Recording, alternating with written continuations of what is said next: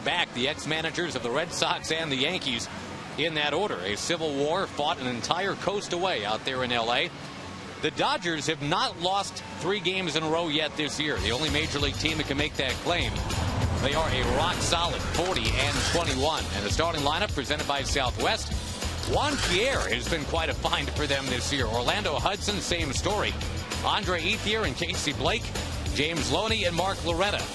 Matt Kemp, Russell Martin, Rafael Furcal. They don't normally DH because they're a National League team, but playing in an AL park, they do have the DH in there against Vicente Padilla.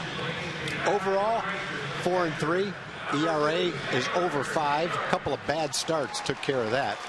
Been very tough on right-hand hitters. 192, 130 points, 140 points higher against left-handed hitters.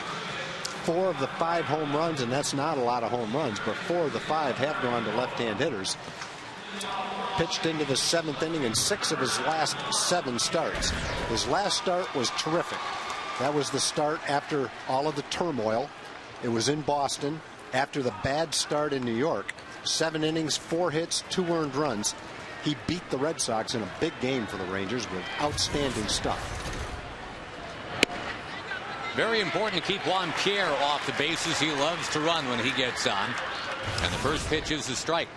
Under 91-degree temperatures here in Arlington.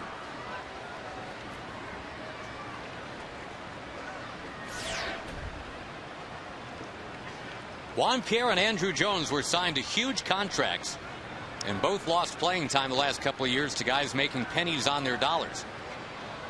Of course, Andrew has had a happy landing with the Rangers. Juan Pierre just continues to chisel away as a Dodger. Boy, if you can get him to do that 4 times tonight, you are in business.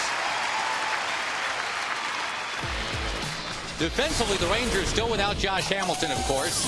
On the DL, Marlon Byrd gets a lot of time in center field. Omar Vizquel is spelling Elvis Andrus tonight at short. And Taylor Teagarden gets a chance to work with Padilla this evening instead of Jared Saltalamacchia.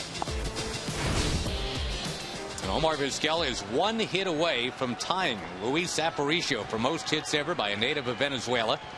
A chance to tie and even break that record tonight.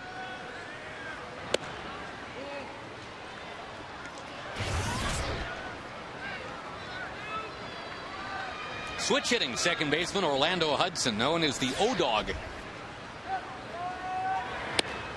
Yeah, we talked about Bobby Abreu and why he didn't get a better deal or why more teams weren't interested. Orlando Hudson's kind of in the same boat. It was a long time into the offseason before he signed. He was the U-Dog. He was the unemployed dog for a while. It's hard to figure out why. And the way he's playing right now, it's even harder. He's hitting over 300. He has signed an incentive-laden contract. If he keeps doing what he's doing, he might make himself $8 million this year, but he did not sign for anywhere close to that. Strike called by Larry Vanover. A couple of ones before that were pretty close.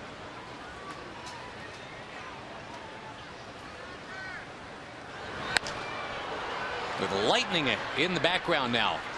There's a foul ball. Background. Yeah. One thing the Rangers have done over the last couple of weeks, they started a game when it wasn't raining in anticipation of the rain.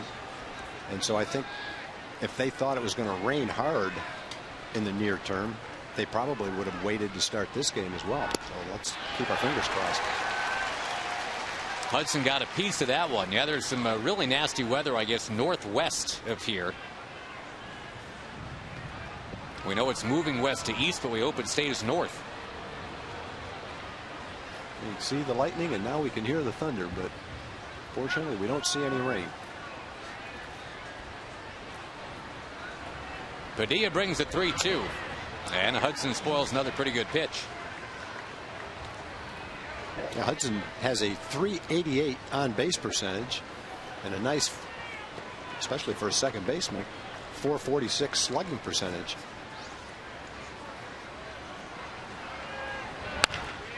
Cracks it, barely foul. Adrian Johnson, the first base umpire, was right there on the stripe to say that was foul.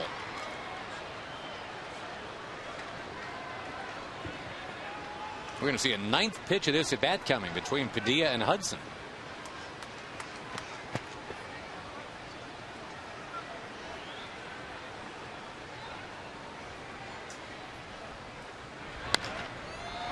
That one is off his foot. Some of the fans are cheering, thinking that Chris Davis made that play and got him out, but no, that was a foul off his foot. It's still 3-2.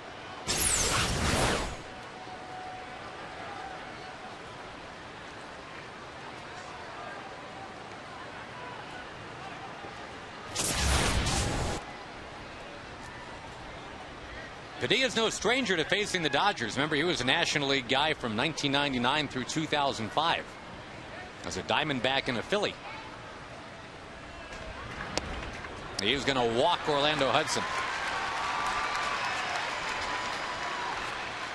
One-time minor league teammate of Michael Young's, Orlando Hudson, coming up together in the Blue Jays system.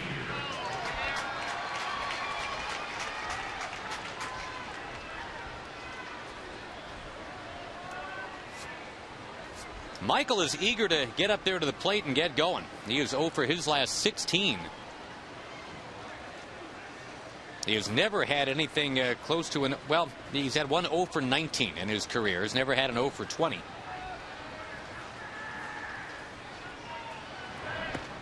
First time we've seen that slow curve from Padilla. It's 1-0 to Ethier.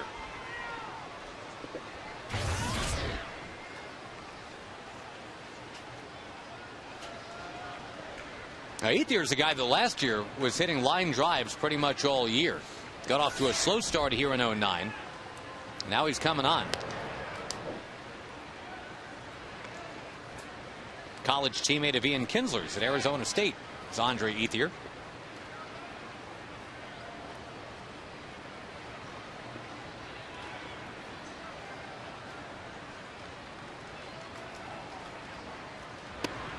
Dodgers made a good trade when they acquired Ethier. They traded Milton Bradley to the A's. The A's gave up Ethier. A's probably would like to have Ethier right now. Their outfield is not one of their strengths.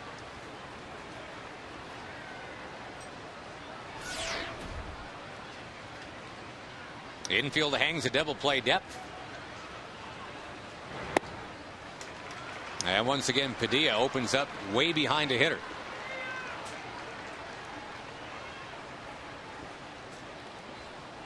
You talked about Vicente keeping the ball in the yard, and that has certainly been a positive thing to talk about. Only one home run allowed his last 40 innings out there. But the Dodgers not a team known for hitting home runs. They've got the smallest percentage of runs derived from home runs in baseball. The Rangers, as you may know, have the highest percentage like that.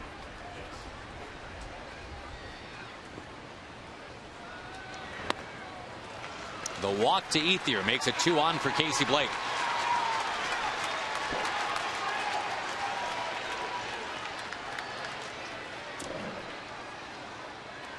Might remember Mike Maddox's brother Greg, future Hall of Famer, did play a little bit for the LA Dodgers towards the end of his career.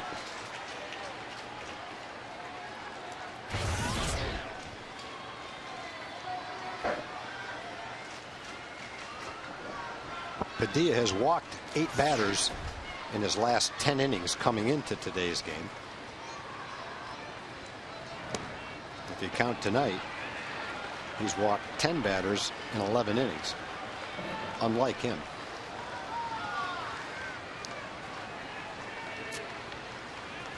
It's a hot, humid night. You don't really want your fielders standing around out there too long, inning by inning. Get a ground ball here, and maybe everybody grabs their gloves and goes on in for a drink. It'll be Kinsler, Young, and Blaylock leading off for the Rangers tonight against Hiroki Kuroda, who has been very tough over the last couple of years.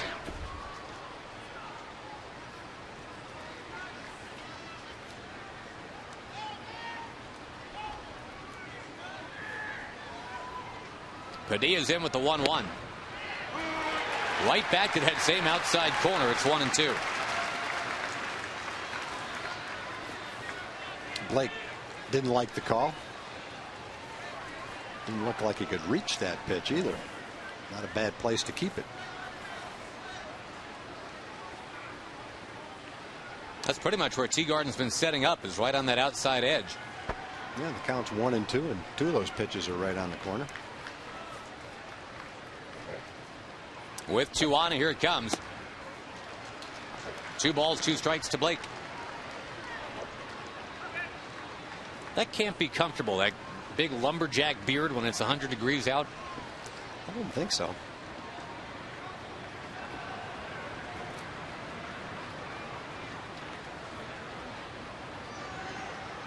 Good speed aboard here. The 2-2 pitch hit weakly right up the line. Padilla's play will be to first. And after a bobble, he has got Casey Blake.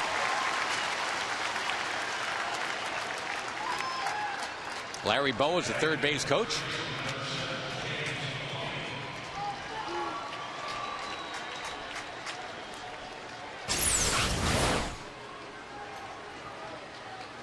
Little bobble by Vicente, but he didn't panic. Had plenty of time and knew it.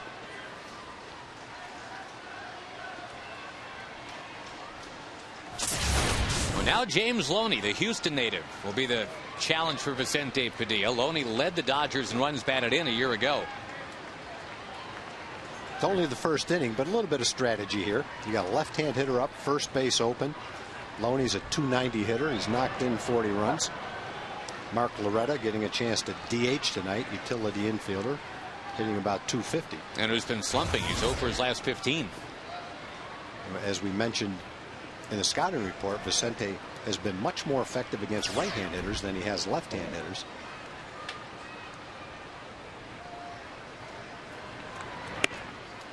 $11 balls, 11 strikes to start the night for Padilla.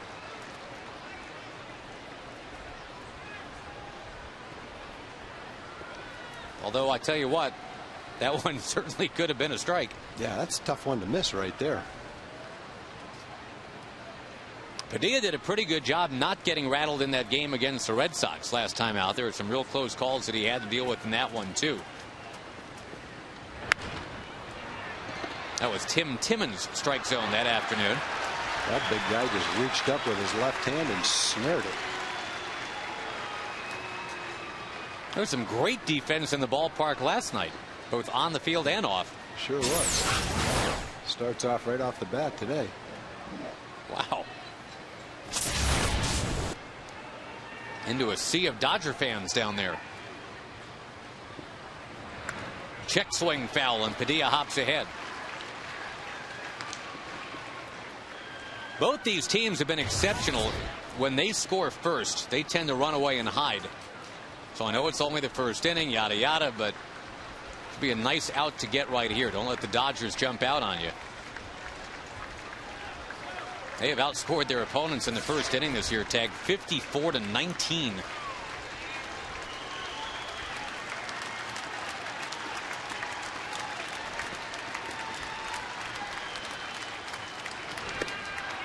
Two balls, 2 strikes. Check your Ford leaderboard. The Rangers actually a little bit better statistically than the Dodgers when scoring first. But those are compelling numbers right there.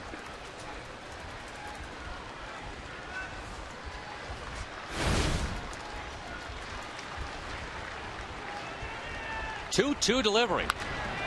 We will do it again. We'll need a 27th pitch from Padilla here in the top of the first.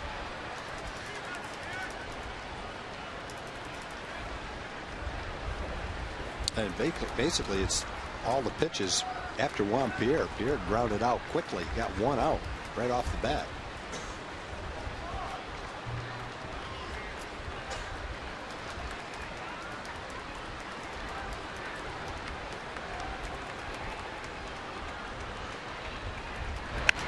Another foul smashed into the crowd.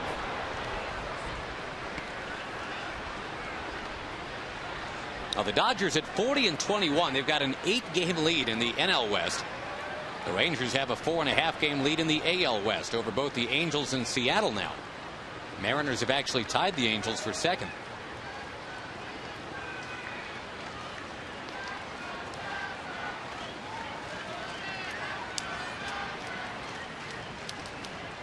Now Padilla has worked mostly with Saltalamacchia this year, so if there's a little bit of miscommunication here or deliberate communication, I guess that's understandable. Teagarden tonight instead.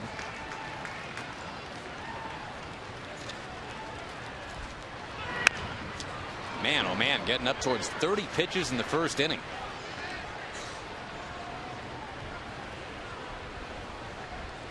Salty caught the shutout last night. The Rangers won the game 1-0. Only the 8th 1-0 game here at this ballpark, which has now been open 14-15 years. Kevin Millwood went the first 7 2/3. Only struck out 1. It was the last batter he faced.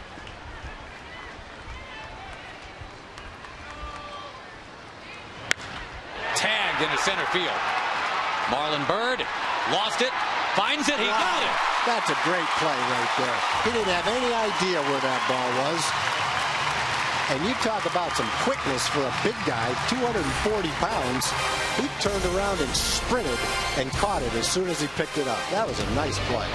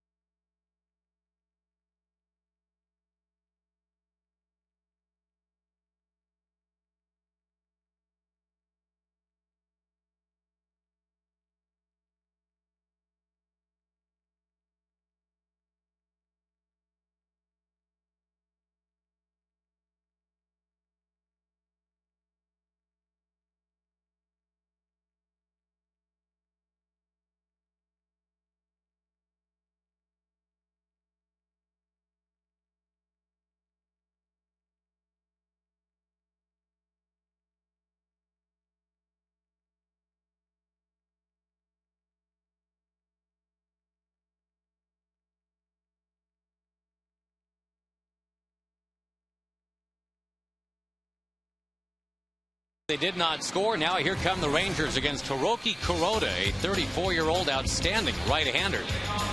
Under threatening skies, the Rangers begin with this lineup tonight, brought to you by Southwest. It's going to be Kinsler, Young, and Blaylock. Michael Young, who grew up a big-time LA Dodger fan, gets a chance against the Dodgers tonight. Cruz is hitting cleanup, then Murphy and Bird, Davis and Teagarden, and lastly it's Omar Vizquel. As for Hiroki Kuroda, in the fine tradition of Hideo Nomo, a Japanese-born Dodger pitcher who's got good numbers. He started for the Dodgers on opening day against the Padres. Then he went on the disabled list with an oblique strain. Since he's come back, he's had a couple of starts. Good control. A very good pitcher in Japan. And in his last start, he pitched very well. In fact, his last 2 starts, he's only given up 5 hits and 2 runs in his last 2 starts. Not an overpowering guy. He's a control pitcher, but with a good assortment of pitches.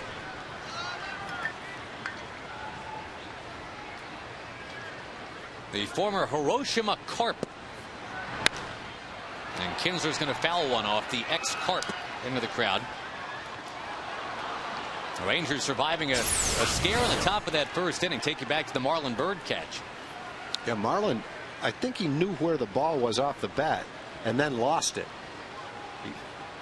But he stayed with it. He kept looking. It came out. And his natural talent allowed him to run it down. That was a nice play. He didn't panic. Although I bet his heart started pounding a little bit. Yeah, no kidding. Missed that ball. It's 2 runs. Kinsler chipped his bat. It's a bobble at third. Kinsler is out. Casey Blake with the recovery. Ian now 2 for his last 22. The Dodgers defensively, they can go get it out there in the outfield with Kerr and Kemp and Ethier. Rafael Furcal hasn't made an error in 17 games. Very solid at short. And the Canadian-born catcher, Russell Martin, catching the Japanese import, Hiroki Kuroda.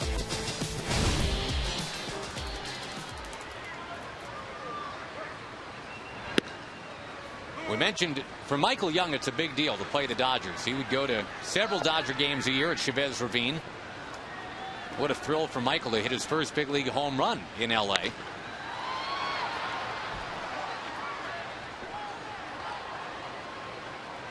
That was 8 years and 1 day ago.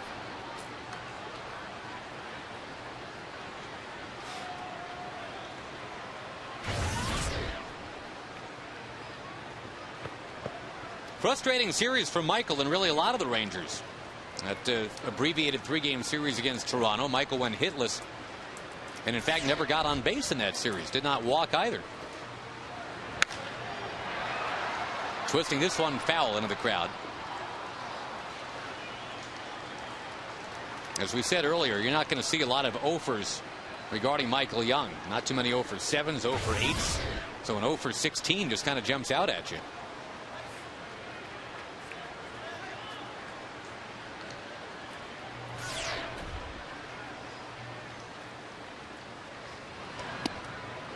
Lays off a tough pitch. Kuroda pitched really well last year in the postseason. He had a couple of starts, won both of them.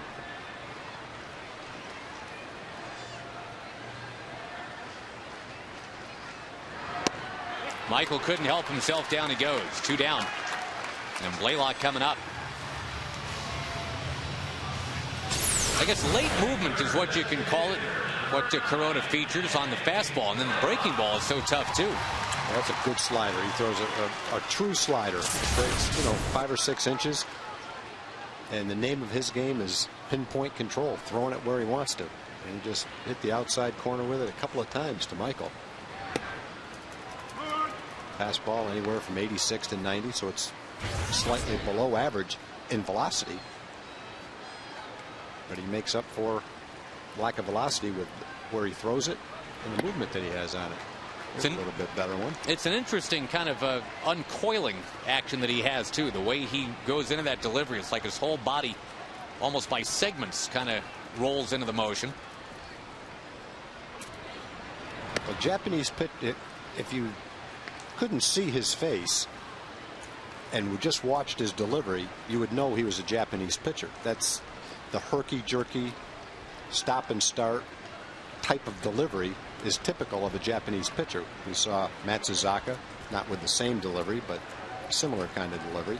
Seen Uehara for the Orioles, same thing. Stops. Hey, strikes out the hammer. The Rangers go in order against Kuroda. End of 1. There is no score.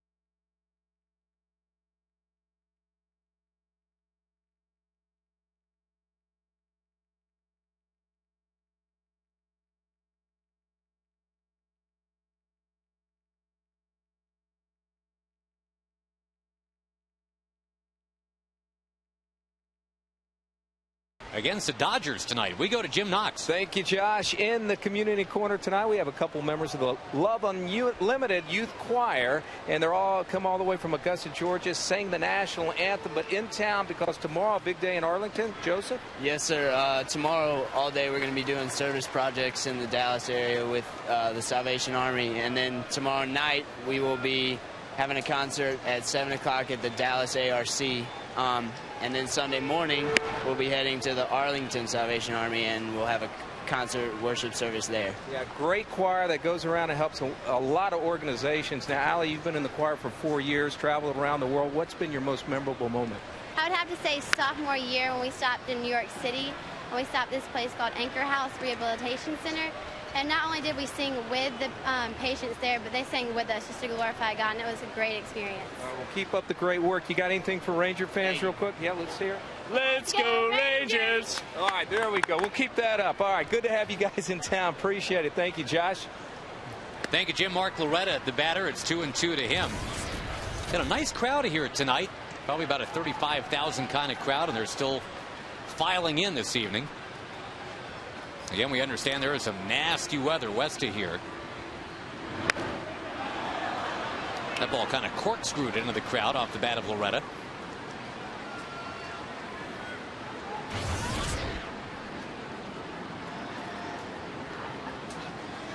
Oh for 15 and 3 for his last 30.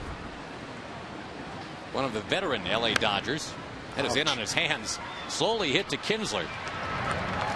Now it's 0 for 16 and 3 for 31. So both the first and the second innings begin with ground balls to second base. I think you usually can tell how Vicente feels by how many fastballs he throws, and he's thrown a lot of fastballs tonight. He's had a good fastball. He's missed with it a little bit, and they fouled a lot of them off. That's why his pitch count's so high.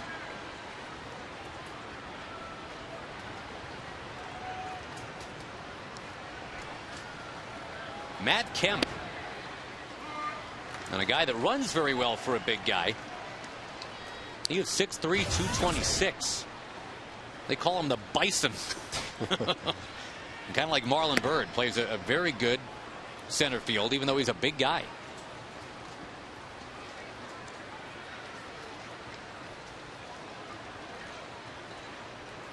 Marlon goes 6 foot even, 245. Wave and a miss by Kemp. They kind of consider Kemp to be a younger version of Alex Rios, so we just saw with the Toronto Blue Jays. One of those five-tool talents.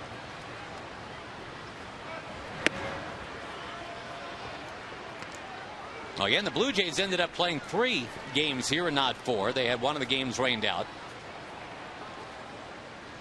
A game yesterday, the rare 1-0 game here in Arlington.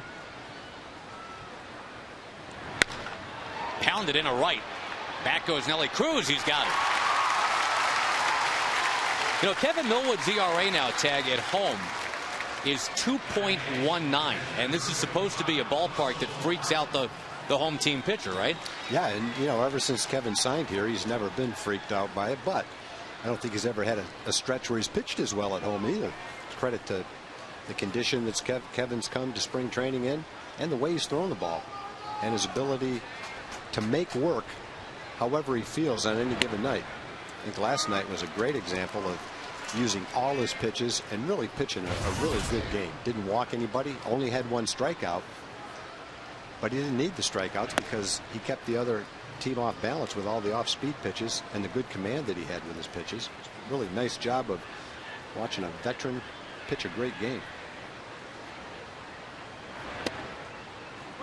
Jumps ahead of Russell Martin, 1-2. Much better tempo here from Padilla in the second inning.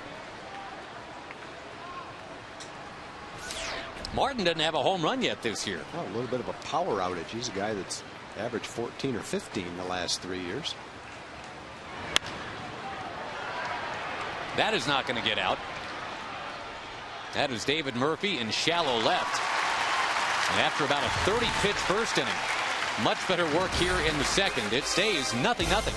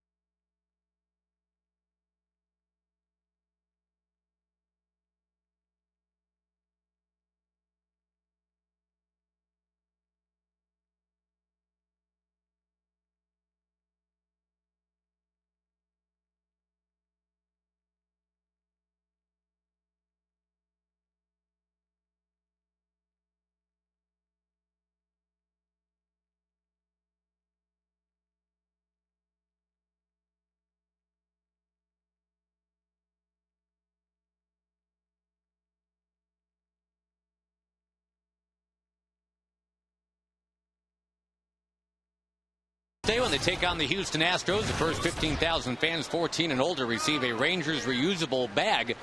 TexasRangers.com is where to go to get your tickets. And it's not the lovely alley tonight. It is the almost lovely and somewhat awkward Chris Josephson tonight. Thank you, Vanna. Very nicely done. Great job.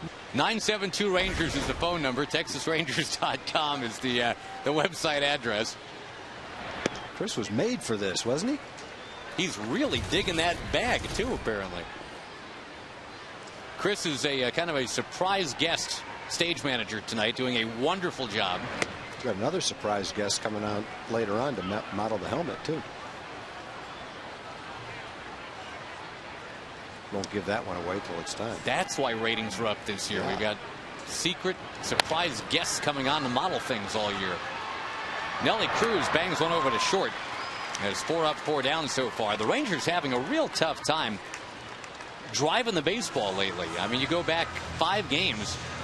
The Rangers have 11 runs their last 5 games coming in it tonight. They're hitting 190 as a team. Yeah, there's a game a couple of games ago where they hit a number of fly balls to the outfield, but you're right, none of them were really driven. They were all 280, 300 feet, lazy fly balls. That's not the Rangers we know and love. Not at all. Not at all.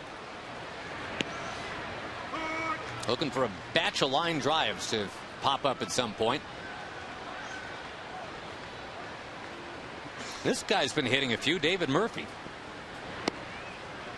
Though he is quickly behind here, 0-2. Crota's one of those guys, when you go out, he doesn't look that impressive because he's not throwing that hard. But then you go up to try to hit against him, and you just don't get much to hit. It's a little bit here, inside, outside. Adds a little to his fastball. He can pop it up there at 91 if he needs to, or if he wants to. Most of them are a little bit less than that. A little cutter on the inside corner, near the inside corner. Second straight starter the Rangers are facing, who missed a month with a strained oblique. That was a Ricky Romero story, too, and he was very good last night. Murphy goes fishing. That's 3 strikeouts already for Crota. We've seen 5 hitters, and that's all it takes to see that this guy can really pitch. A veteran guy had 9 or 10 years over in Japan, pitching for the Hiroshima team. And he was a terrific pitcher over there. I don't think he was one of the best pitchers over there, but he was certainly in the best group of pitchers over there. The MVP over there one year.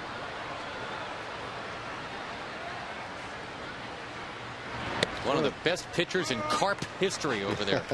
He's one of those guys that won't beat himself. He's not going to walk too many. Not going to get in trouble because of control. He's going to make good pitches, and if you beat him, you're going to have to hit good pitches. Dealing here to Marlon Byrd, and that ball fielded by former Dodger Dave Anderson in that third base coaching box. Dave was part of the 88 Dodger team that kind of overachieved on its way to winning a World Series.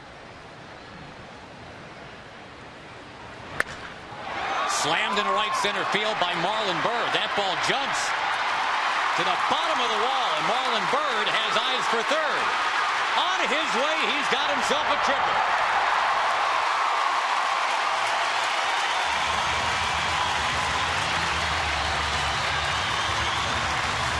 Nothing like the 0-2 triple. Well, he's only thrown 24 pitches, but that's really the first bad pitch that he's made. And when you get one to hit, that's what you need to do, is drive it. This is a hanging slider. He wants it down and away, and it stays up. And Marlon able to drive it into the gap in right center field. Most of the pitches that Kuroda's thrown have been down and away. That one was away, but it was up. A Byrd who drove in the only run of the entire game yesterday. It's the first hit of the game for both sides tonight.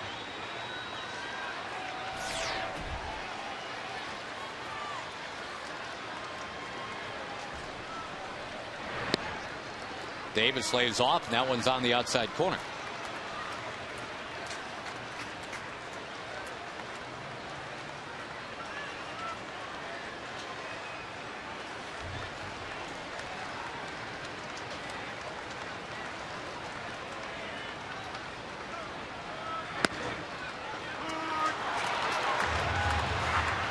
of off-speed breaking balls and then a fastball on the inside corner. His goal is to throw something you're not ready for in a location you can't hit it. He's pretty good at it. Wheels and deals, and Davis trying to check, but down he goes. You see the catcher, Russell Martin, raise his glove up high. Hirota threw it, and they got what they were looking for, and that was a swing at a bad pitch.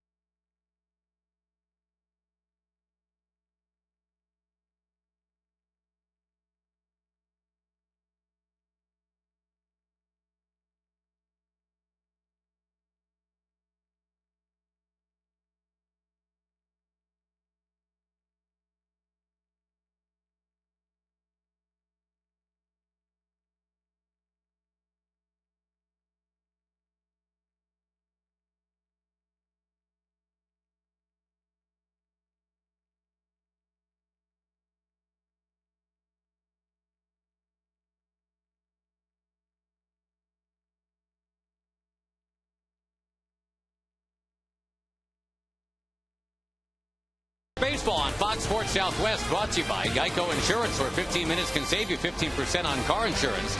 And by AT&T, switch to the nation's fastest 3G network. AT&T, your world delivered.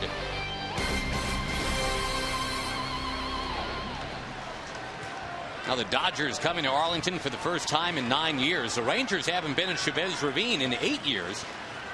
When interleague play first got started, it was West against the West pretty much every year. So the Rangers and Dodgers got to be fast friends.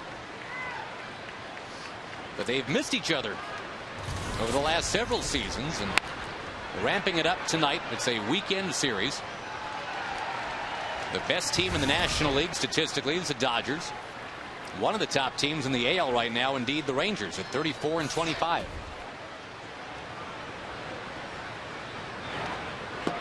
Rafael for a call has to jump out of the way.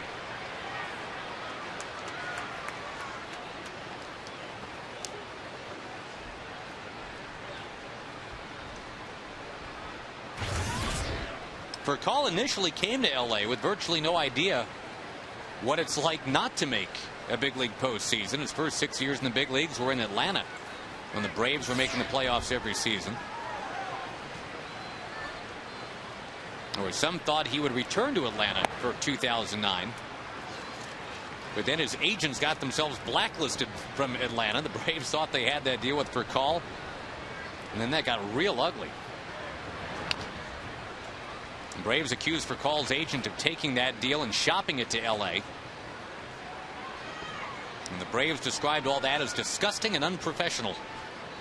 And John Schuerholz advised the agents to remove his number from their speed dials.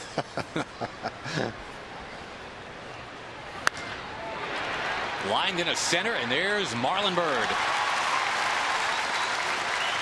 You know, the Rangers and Dodgers haven't made a trade in 19 years. And it was not exactly a trade that shook the heavens. It was Jim Poole for Steve Allen. Not that Steve Allen. Now, I never would have remembered it if you didn't tell me about it. December of 1990. I guess there are some teams that are inherently good trade partners. I guess you just get in a groove, right? Sometimes. Yeah, you know, I think more often than not, it's just a coincidence that the other team is looking for what you have available and they have what you're looking for. And I'm sure there's cases of general managers who just get along better and have easier conversations together that leads to things.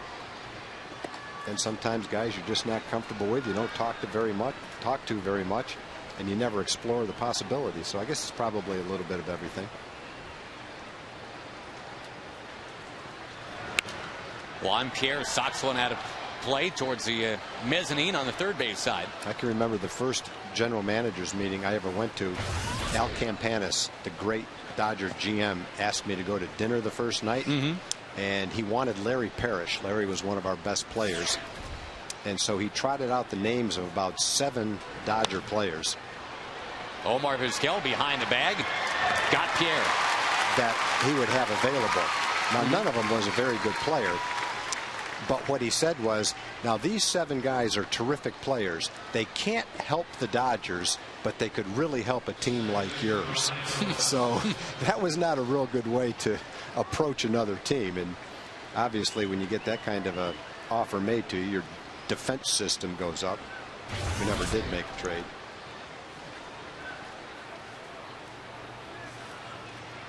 Here's Orlando Hudson. You know, the Dodgers have on their bench this year, their hitting coach is Don Mattingly, who of course had a wonderful career with the Yankees. I heard that Bobby Valentine coveted Mattingly for a little while. So I turn to you, the GM, during that time. Do you remember that being the case? You mean wanted him to be a Ranger? Yeah, when Don first got to the big leagues, he was a minor league player getting ready for the big leagues. Dick Gernert was a professional scout for the Rangers, and a very good one. Loved Don Mattingly. Well, it wasn't a secret. There's a lot of people that like Don Mattingly, especially the Yankees. But there were some conversations, and every time his name came up, they never led to anything. But Dick Gernert, a Ranger scout at the time, loved Don Mattingly. And so we made an effort, never led to anything. And looks like the Yankees were pretty smart to keep it that way. No, and you guys ended up trading for Rafi anyway, so that worked out fine. Oh, it hit the bag. Davis got all spun around, and Orlando Hudson reaches. The ball that hit the corner of first base and just shot over Chris Davis. Probably the most famous trade that never happened between the Rangers and the Dodgers was the one a long time ago that involved, among other people, Orel Hershiser, Dave Stewart, and Jim Sundberg was the key player that was going to go over to the Dodgers. Turned out that the Dodgers wanted to alter Sonny's contract, and rightfully so. He didn't agree to that, and the trade never happened. I always looked at the Dodgers did that because they got cold feet after agreeing to the trade and didn't want to do it. But for whatever reason, the trade never went through, but it was agreed to for a short period of time. Would have turned out to be a great trade for the Rangers, and probably a really good trade for the Dodgers, because Sonny would have gone over there and helped the Dodgers. That was back in 1983. Those winter meetings were over in Hawaii at the time. Joe Klein was the Rangers general manager.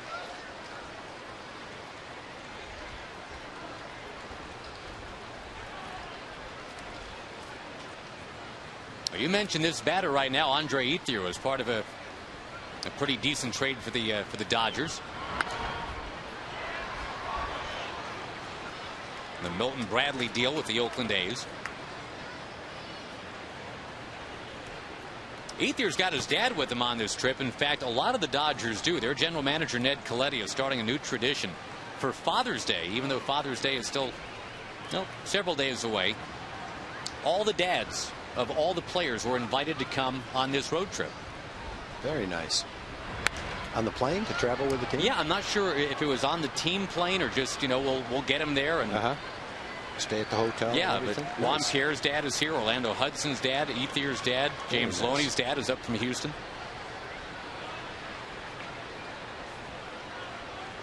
Father's Day is not this weekend, but next weekend.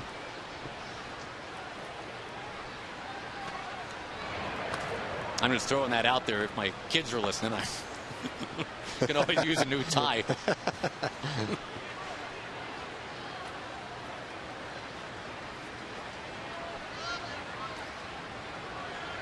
Now you're going to make them feel bad. They've already gotten a pair of socks. Well, man can never have enough socks either. Or macaroni necklaces. 2-2 the count to Ethier. How about puka shells? Did you ever do puka shells? Yeah, I personally no, although I think those are quite nice.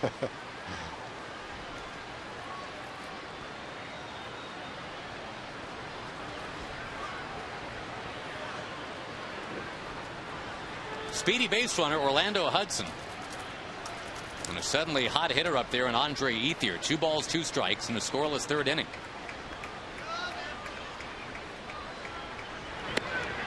Ooh, Padilla thought he had that outside corner. He did not. Fans are giving it to Larry Vanover tonight, the home plate umpire. But Larry Vanover was correct to call that one outside. Yep, not really that close.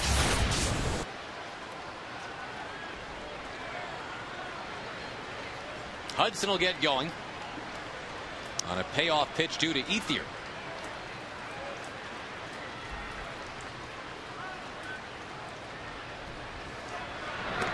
Check swing. It is ball 4. So it's the 2nd time in 3 innings that the LA Dodgers have had 2 on and 2 out.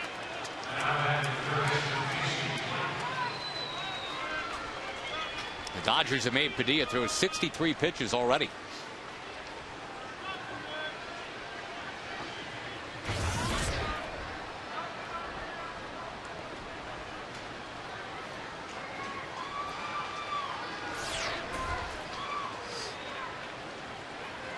Casey Blake is a batter. I think solid is the word to use to describe this guy. That's how I remembered him as a Cleveland Indian. Yeah, Casey Blake is one of those guys. He's solid. He's versatile. He can play virtually any position on the field. And there's not a team in baseball that wouldn't want him. He's like Mark DeRosa in that regard. If you had a chance to have Casey Blake on your team, you'd make room for him. Same with Mark DeRosa. You'd make room for him, and you'd find a spot for him to play. Maybe different spots for him to play. Maybe that would be the value. But you'd like to have him, that's for sure. I think there's value to consistency. You know, I mean, there's not a lot of ebb and flow with a guy like Blake. Not a lot of high and low. Gives you that timeless, exact sameness from season to season.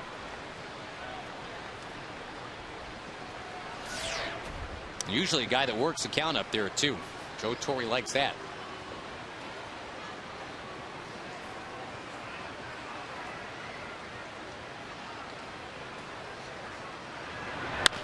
Bouncing ball, skipping off Padilla. Kinsler's got it. He's going to wheel around and go to 3rd. Good try. Just in case Hudson had scrambled past the bag. The bases are loaded now for James Loney. They saved a run. It was headed up the middle, and they almost nipped the runner at 3rd base. That was Hudson. He took a little turn, and if he took one more step, they would have had him. You see Ian go back behind 2nd. No play anywhere. Although might have had a play at 2nd. It was close. Omar got over there. Might have had a shot at 2nd.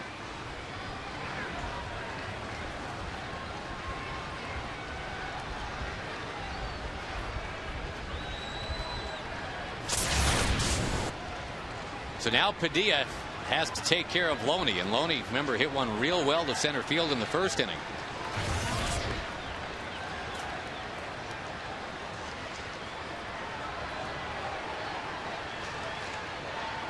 Only 2 home runs for Loney, but he's already driven in 42. He's going to peel this one down the left field line. It is foul.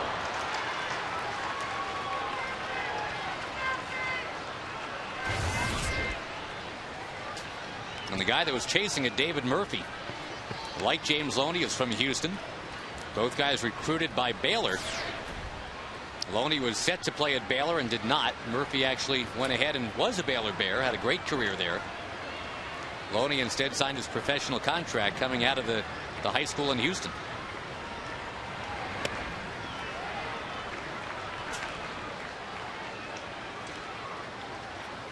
At this rate, it's going to be a short night for Padilla. He's almost at 70 pitches in the 3rd inning. On a warm night.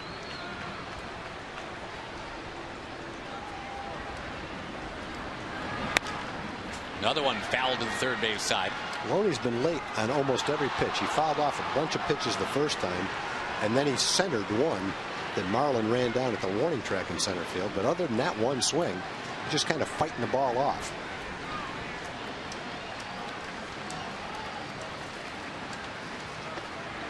Pitches all over the place. The last time he saw 8 pitches.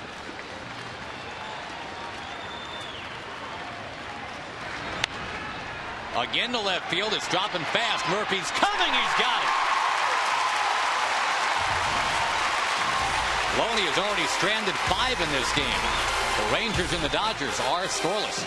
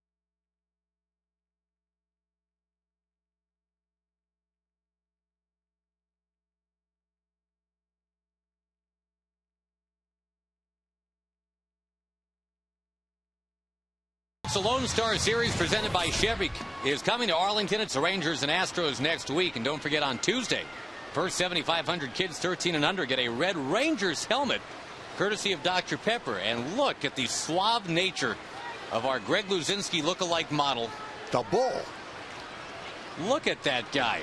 972 Rangers, the number to call to get your Ranger tickets, or go to TexasRangers.com. That is actually Fritz Dykert. And yes, he looks marvelous in the Red Ranger batting helmet. Awesome job, dude. A couple of excellent male models tonight. Have no fear, folks. The great Allie is coming back tomorrow. The more conventional modeling will commence again tomorrow. 2-0 the count to Taylor Teagarden. Trying to break open a scoreless game. He's going to whip one foul down near third.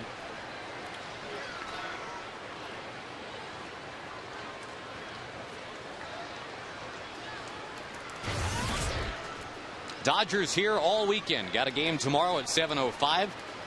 And then Sunday at 2:05. Chad Billingsley will make that start. He's been terrific the last couple of years. I think a lot of locals here really hoping that Clayton Kershaw would pitch once in this series. A Highland Park kid who's off to a great start in his big league career, but he pitched just a couple nights ago against the Padres instead. Teagarden mashing one to left.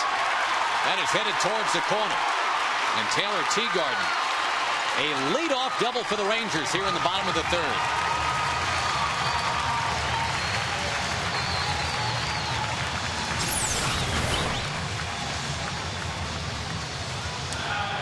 There's one that came back. You could see the movement on it, brought it back right over the middle of the plate. And Taylor hit it like it was at the middle of the plate, a rope down the left field line. Trying to drop that on the outside corner, but a couple of times that he's missed his target and gotten the ball up and out over the plate. Taylor's doubled and Marlin has tripled.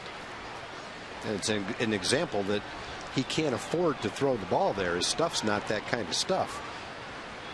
But he doesn't throw too many there. That's why he's a good pitcher. Omar Vizquel 1 hit away from tying Luis Aparicio.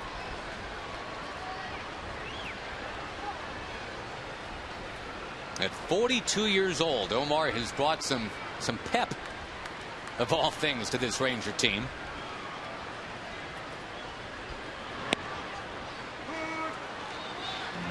Since we're talking about ages here, Tag, if you'll indulge me, Great Ranger fan Gladys Allison is turning 100 years old this weekend. She's in Amarillo, and she's watching.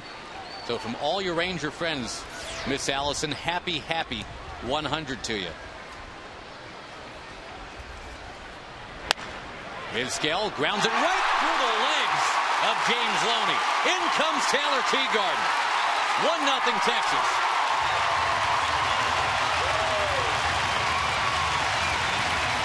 Well, Omar, in that at-bat, was trying to do one thing: pull the ball on the ground to the right side to move the runner to third base, and he did exactly that. Unfortunately for the Rangers, the ball went right through Loney's legs. He not only moved him over to third, he ended up scoring him. He was waiting for that ball to kind of skip up, and it never did. It's a thick infield grass now, that new infield grass that's still coming in. I'm sure there's an old scouting report that exists that, hey, if it's 100 degrees in Arlington, it's like AstroTurf, right? I mean, normally if it's a baked kind of infield, it'll be a fast infield. It could get pretty hard. And this is zoysia grass. Zoysia. Which should be over the course of the summer, a little bit plusher, a little bit thicker, a little bit longer. It's pretty amazing that they could put that grass in a week before the team got back home and have it look this good. Pretty amazing. I just wish we were here when they did it. Did you know that employees were allowed to take home some of the old grass? No. Yeah. A lot of it went to be planted on the grounds here in areas that could use the grass. And for the grass that was left, people got to take some home. There's a good look at zoysia grass.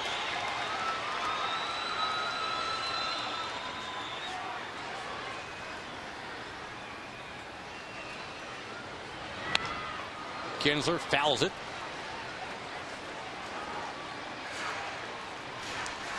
You're quite the expert on grass, Mr. I know. I just did some research on it. Hey, one other shout out real quick too, Tag, if you don't mind, before I forget completely. Mary Lou Carden, great Ranger fan, one of the original season seed holders. Still a great Ranger fan, was out here the other night. Missed our chance to go say hello, but glad you made it out here, Mary Lou.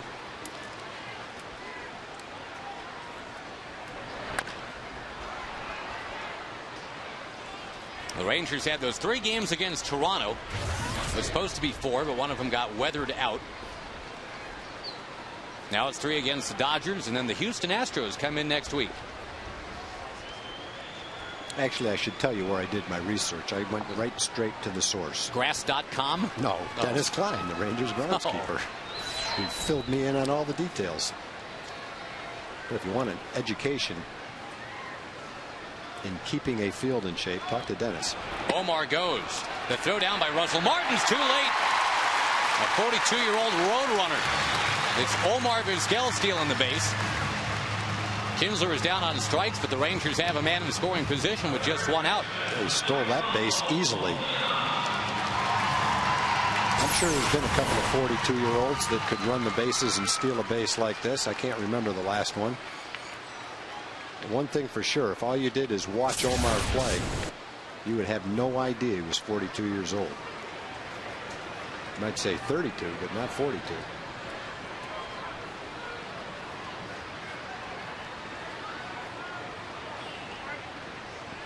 Michael Young trying to break a slump here, 0 for 17.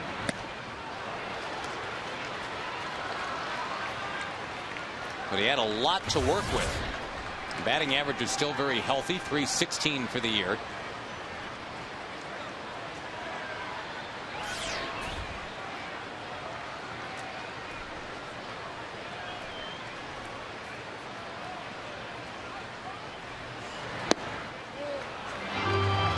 Crowd still filing in as we get about an hour into the game now. Can end up probably around 36, 37,000 people here tonight.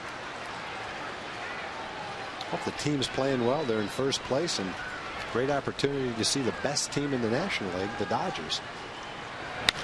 Michael Young, the slump is over. Base hit center field. Vizquel comes around. It is 2-0.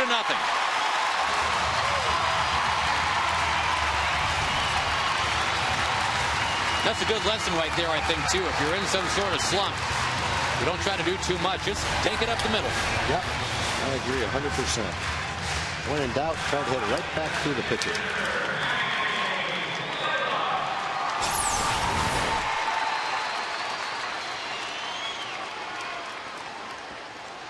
This goes right under Kuroda's glove. But not an easy play for him because it was hit so hard. RBI number 23 this year for Michael. And now Blaylock.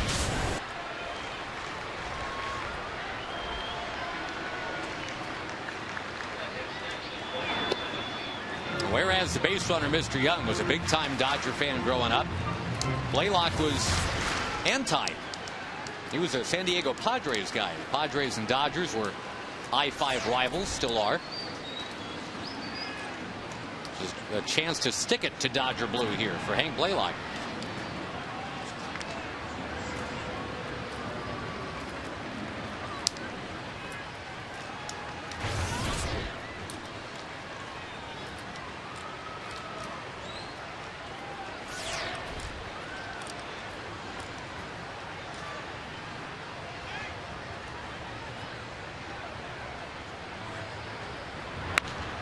Blaylock zips it back into the crowd.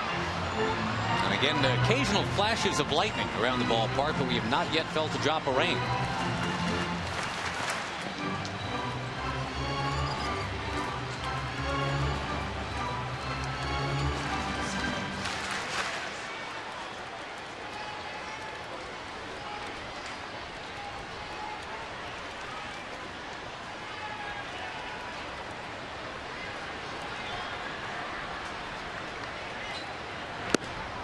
Blaylock with a foul tip back into the glove of Martin.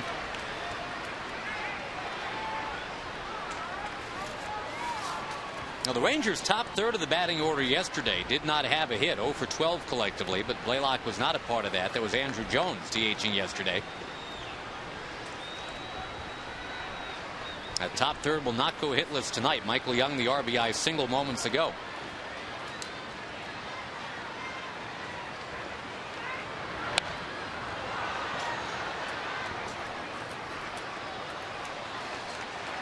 On the out-of-town scoreboard, it's pretty much all intra-league action now over the weekend. The Astros and Diamondbacks the only exclusion. Braves lead the Orioles 4-2. That's in the 6th. And the Red Sox lead the Phillies 2-1 in the 8th. Euclid and J.D. Drew have the home runs to give Boston that lead. Red Sox getting another great effort from John Lester tonight. Tagged 7 innings, 2 hits, and he has struck out 11. Does that sound familiar? Yeah, that sounds very familiar.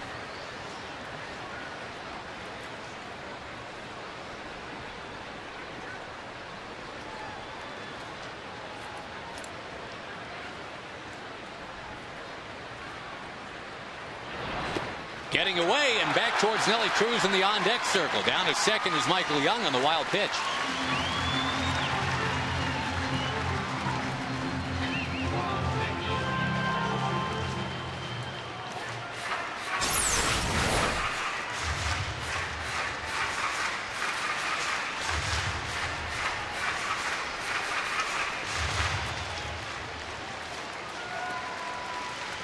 Good job of cleanup right there by Nelly. Getting all the equipment out of the way.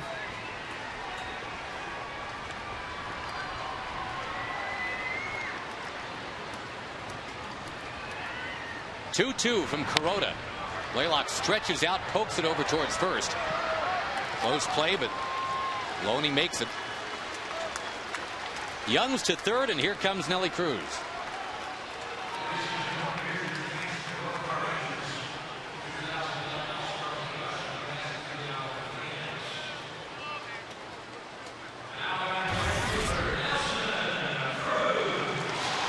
Real quick, some other scores here, Tag. You got the Indians over the Cardinals 2-1 in the 7th. Albert Pujols is hit number 20.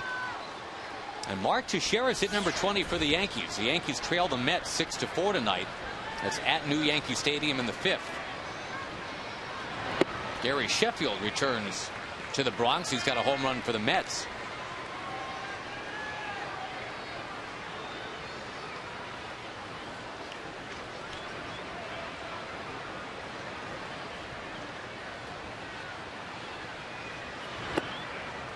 One thing we have not seen in a good long time is a Ranger home run here at what traditionally has been a great home run hitter's park. It's been 4 innings and 4 games since we've seen a Ranger home run in this ballpark. Only once in this ballpark's history has there been a 5-game stretch without a Ranger homer.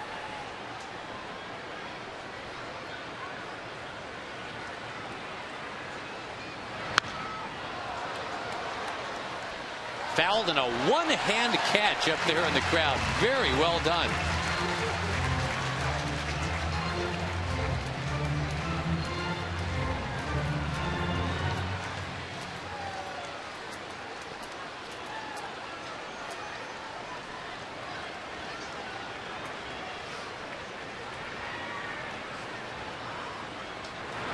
Nelson Cruz a smash in a left.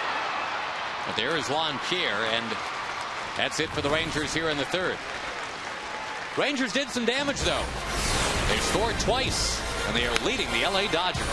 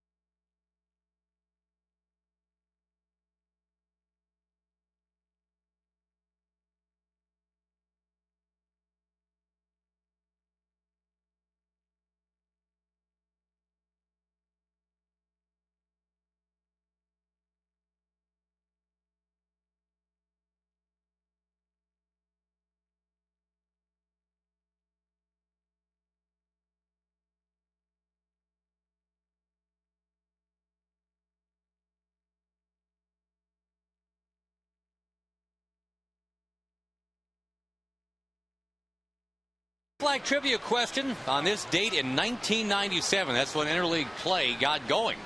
The Rangers taking on the San Francisco Giants. Do you remember who were the winning and losing pitchers in that historic baseball game? Answer coming up in the bottom of the 4th inning. The Rangers lead the Dodgers tonight by 2. Threatening weather in the area. Wouldn't be a horrible idea if the Rangers could kind of get quickly to the top of the 5th and through it. Make this an official game tonight.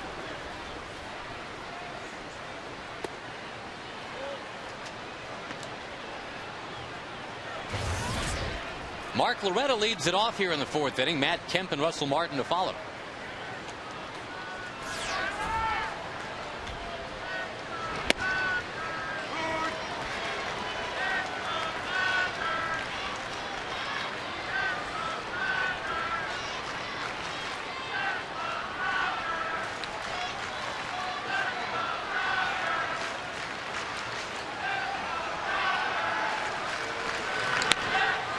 Away. And Loretta, who's, as you said, Tag, a useful guy to have, can play pretty much anywhere. And here in the American League Park, they simply stick him at DH. And most people think the American League team has a little bit of an advantage in the American League Park because they have a DH. To third, Michael Young knocks it down, gets up and realizes he doesn't have a play on Loretta. Yeah, the Dodgers, in fact, Tag, have lost 27 of their last 32 games in American League ballparks. They're 5-27. Yeah, most National League teams really don't have that kind of a guy. They usually have a guy that they like as a pinch hitter, but he really wouldn't qualify as someone an American League team would want as a designated hitter.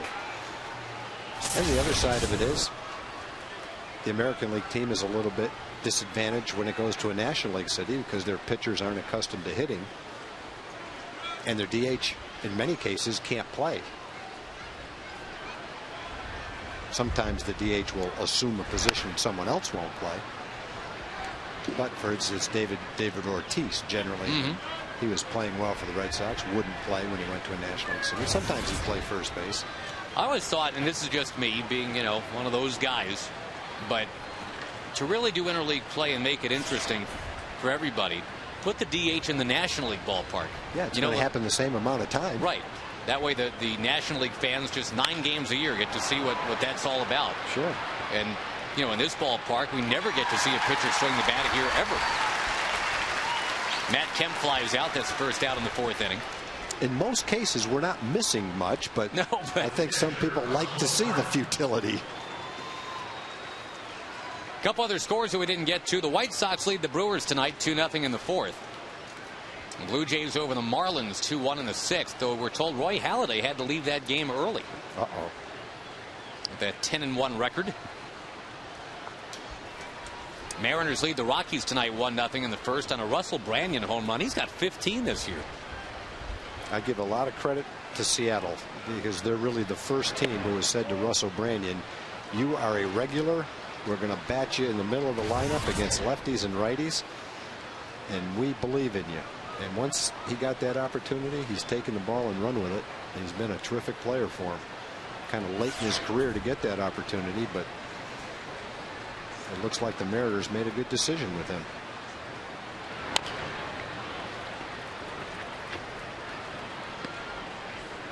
The Nationals lead at Tampa Bay tonight 3-2. Reds and Royals are tied 1-1 tonight. And if you want to track the Angels, we're 4.5 behind the Rangers. They are taking on the Padres later tonight.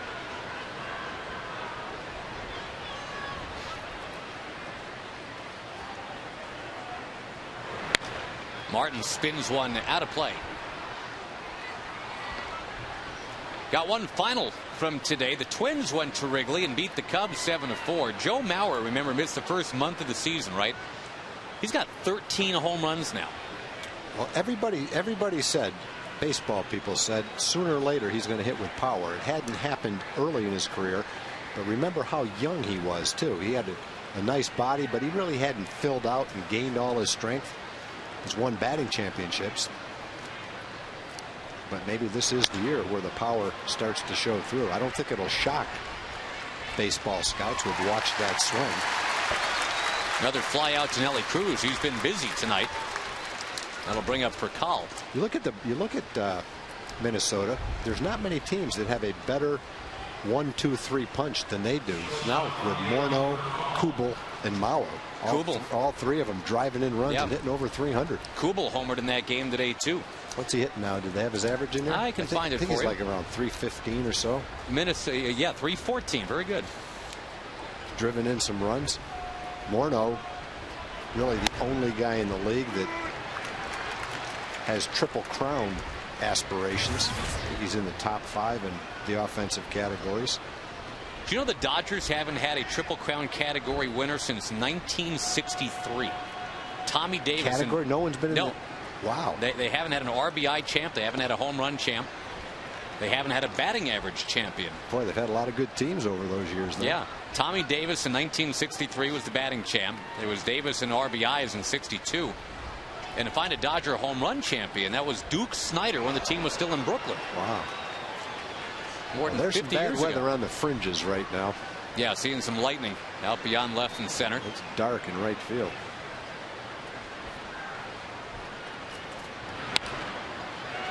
Another foul ball and some more thunder rumbling in the distance. And just to finish up on that Twins-Cubs game today, Tag, that was Kevin Slowey with the win. He is 9-2. Well, shapes up to be a decent race in the Central. Right now, Detroit's got the big lead. They're winning tonight in Pittsburgh. Another good game for Rick Porcello.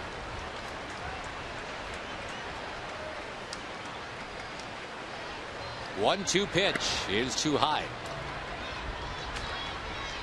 Now the Twins are 3.5 behind the Tigers right now as you check the Jack in the Box standings. Kansas City was an April darling. Not going so well for them right now.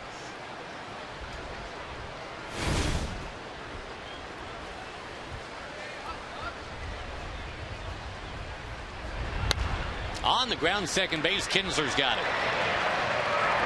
And Padilla has needed a lot of pitches, but what he's got is a 3-hit shutout.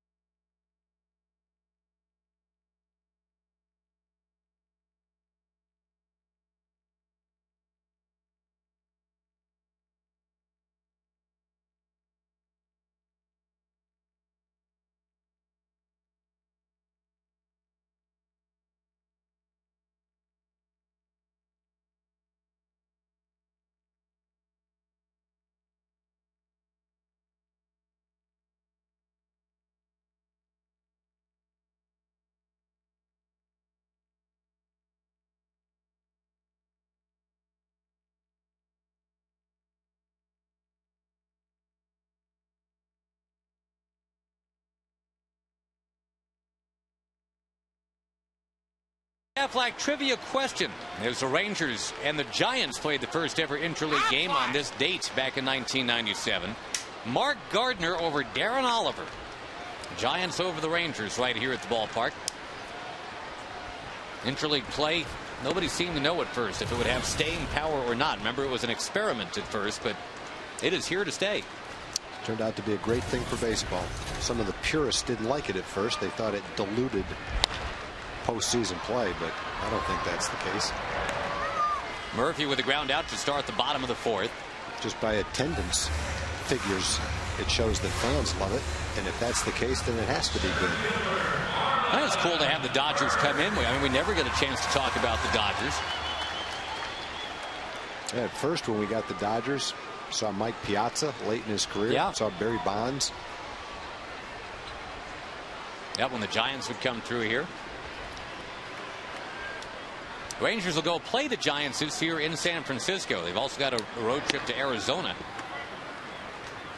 The Dodgers and the Padres come here from the NL West. I was kind of hoping we'd go to San Diego. We haven't seen their new ballpark yet. You have, I haven't. It is a pretty park. On the ground from Bird to third. And 2 out. We go to Jim Knox. Okay, Josh, just a reminder for Ranger fans, All-Star ballots are out. Continue to vote for your favorite Rangers. Michael Young, of course, we need to get him up there, get him on the team. Josh Hamilton's hurt, but we got to get him going. Jared Saltalamacchia, number 2 right now. And how about Ian Kinsler's biggest fan? What do you got to say? Vote for Ian Kinsler, or I will break you. I will break you. All right, that ought to get it done. So go out and vote for your favorite Ranger. June 30th is the cutoff date. Let's go out and do your thing. All right, appreciate it. Thanks, guys. Thank you. That's good stuff, Jim. Thank you. Vote for Kinsler or that guy pulls your spleen right out of your body. Chris Davis, a wave and a miss. And again, kind of one eye on the ball field right now and one eye on the radar map. Nasty, nasty weather in Fort Worth. Well, I'm going to feel a lot better when we get the Dodgers out in the top of the 5th.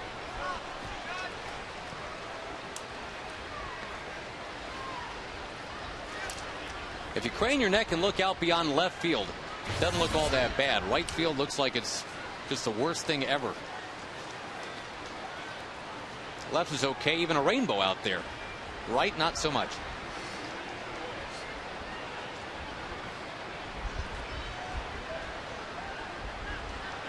I say we all go hang out in left field.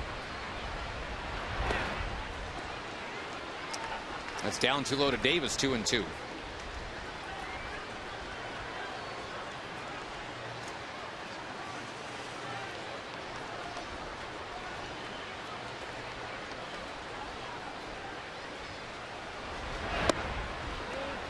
Oh, good for Chris Davis, working that count full. He's been seeing more and more deep counts over the last week. Maybe a sign that he's about to get going. Maybe the rainbow's a good sign.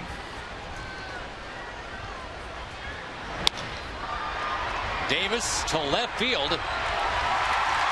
And indeed, that's good stuff. Davis has doubled to left.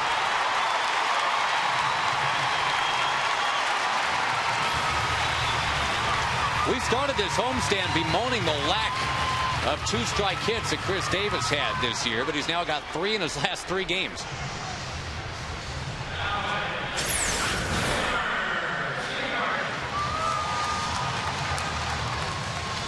Well, the key is to swing at strikes, and that's what Chris did.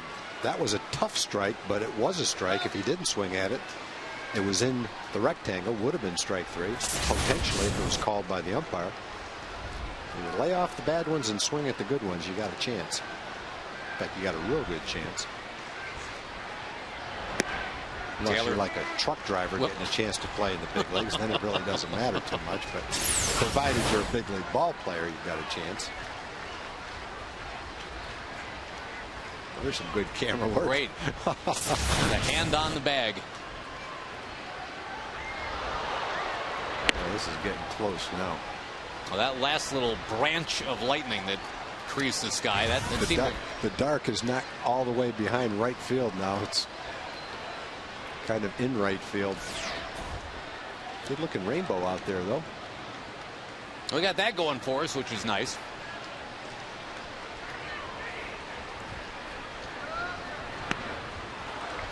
In terms of all this electronic equipment on our heads, I'm not not as enthused.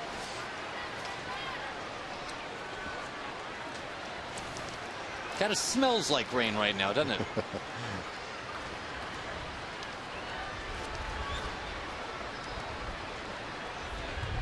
Teagarden already with a double and a run scored tonight. And he is down on strikes here. All right, now it's kind of a race against time. With the rain moving in, it becomes an official ball game in 3 outs.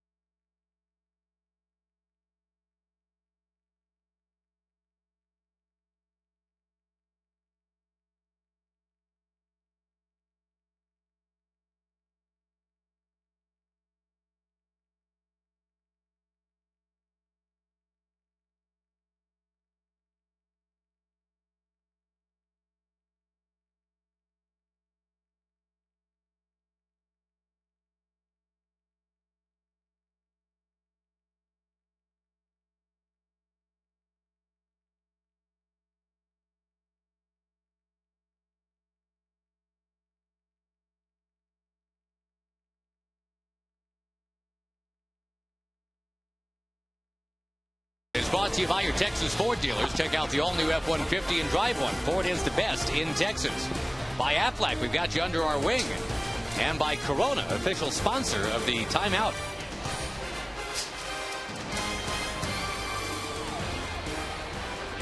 Vicente Padilla's got a 2-0 lead.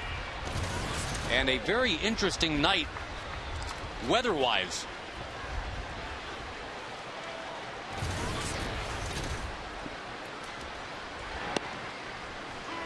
Juan Pierre, a count of 1-1. There's a rainbow visible here from our press box window, which is great. And you can see it all the way across from right field to left field now. See everything but the pot of gold at the end of that thing. Pierre lines one foul. An unusual amount of foul balls hit straight back by the Dodgers.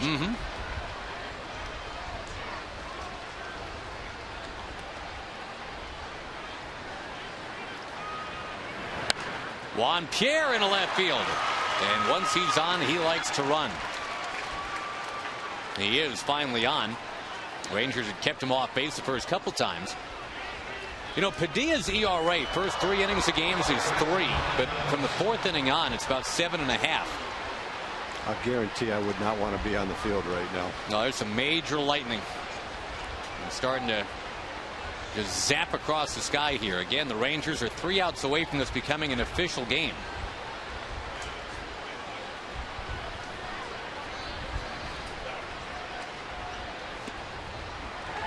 We'll see how quickly Padilla can dispose of Hudson and Ethier.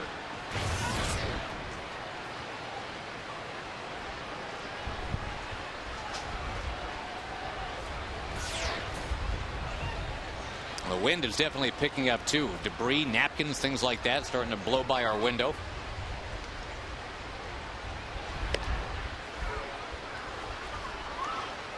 Again, the same 2 teams play here tomorrow night, 7:05. Scott Feldman is on the mound, and then Sunday it's going to be Derek Holland.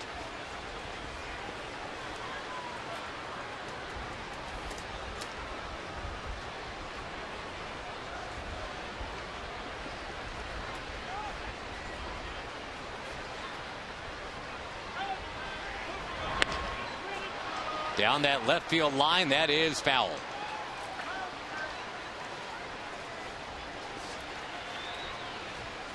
Now the Rangers still aren't hitting that much, but boy, they've got the back-to-back shutouts working right now. They had the 1-0 win against Toronto last night.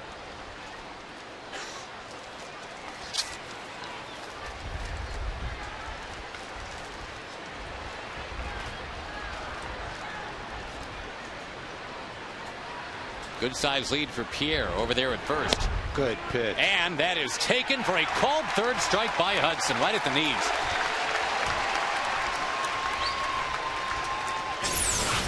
92 miles an hour. Watch the glove and watch the ball.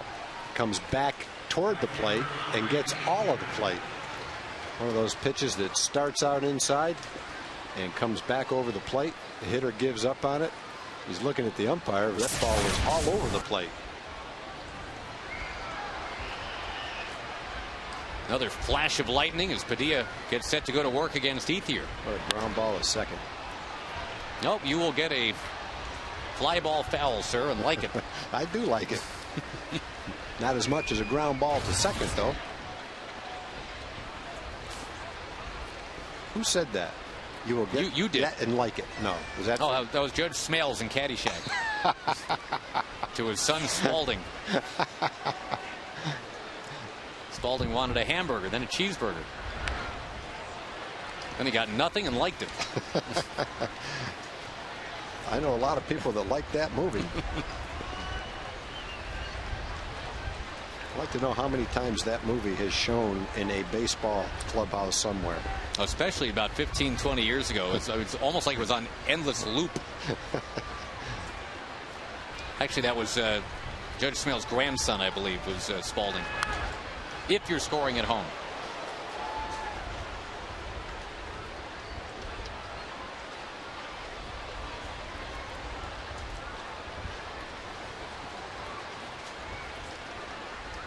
Hits are even, 4-4. The Rangers have the only 2 runs. They both came in the bottom of the 3rd inning.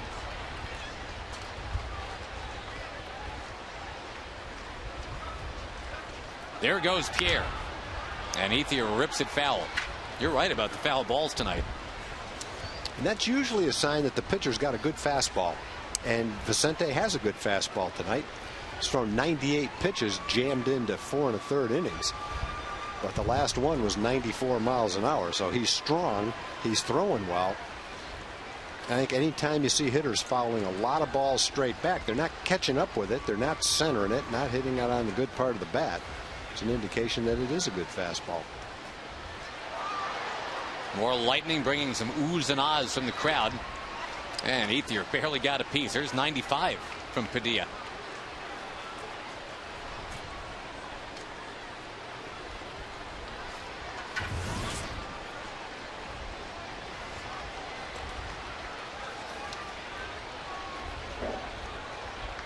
Straight heat. And again with Pierre the runner and a threat to be going. Padilla deals. And misses up and away.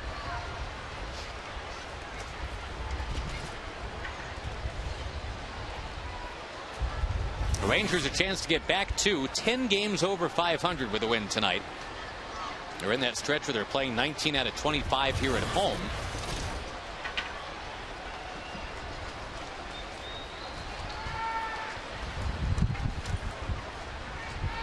With the wind whipping and Pierre going. Teagarden is throwing, and it's wild. It's into center field. Pierre gets up. He wants third base, and he shall have third base. It's a stolen base and an E2.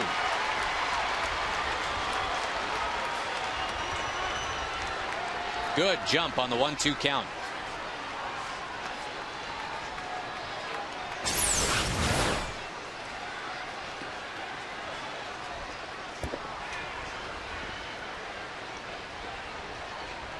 Teagarden charged with his second throwing error of the year. I don't think he ever had a grip on that ball. It looked like he had all 4 fingers on the ball when he threw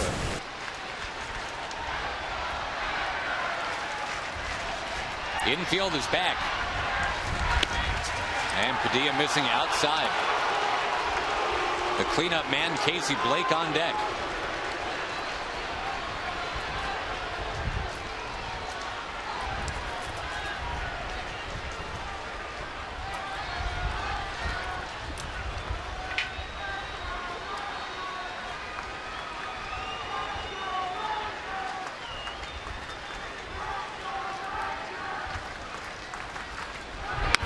Socked and caught by Davis.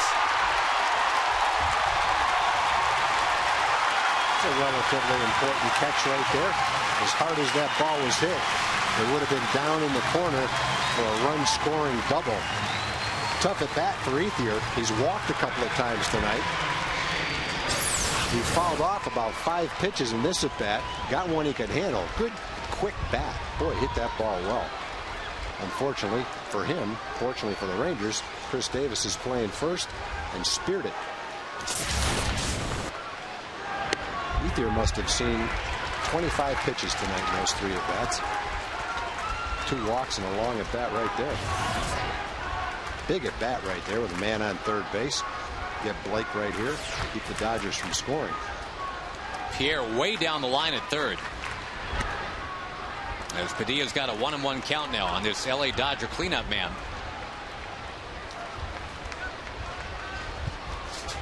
The wind picking up. Whoa, is it picking up? Blowing towards left. That almost blew the monitor off the table. I noticed that.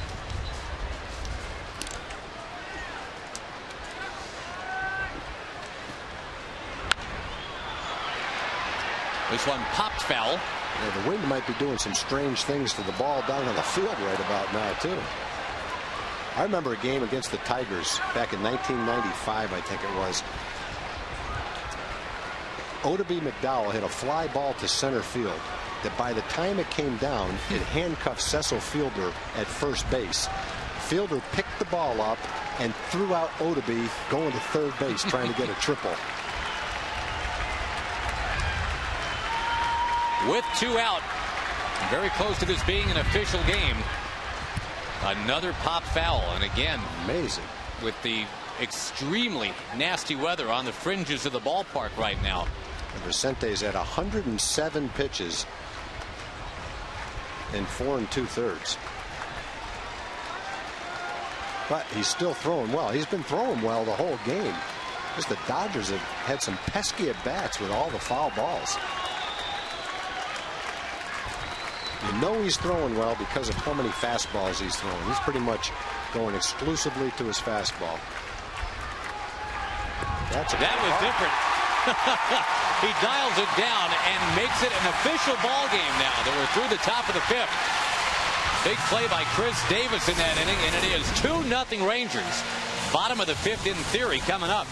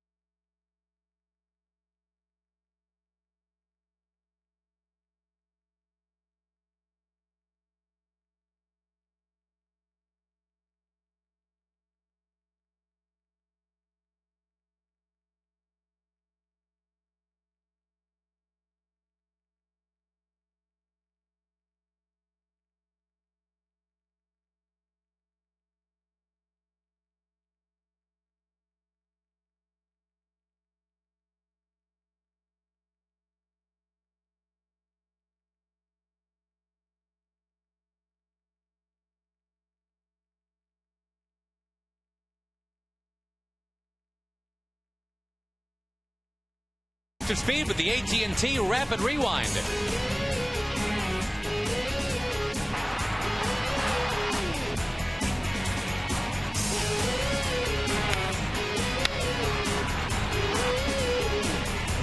AT&T, the nation's fastest 3G network. AT&T, your world delivered. All right, it's an official game. We can relax about that. You know who can't relax? Anybody with equipment on their heads like us with all the lightning? That blue dot. That dot took a header, boy. I don't think that was planned. We do have a planned guest in this inning. Mark McLemore joins us. We'll catch him on Rangers Live after the game tonight. Watching Omar Vizquel bat and check his swing. And usually when Mark McLemore comes on, great things happen. Wow. Whoa. He's got superhero powers. Mac, do you ever remember playing in a game where you had a couple of hits, the rain was coming, and it wasn't an official game, and you're screaming at the pitcher to throw the ball? You better believe it.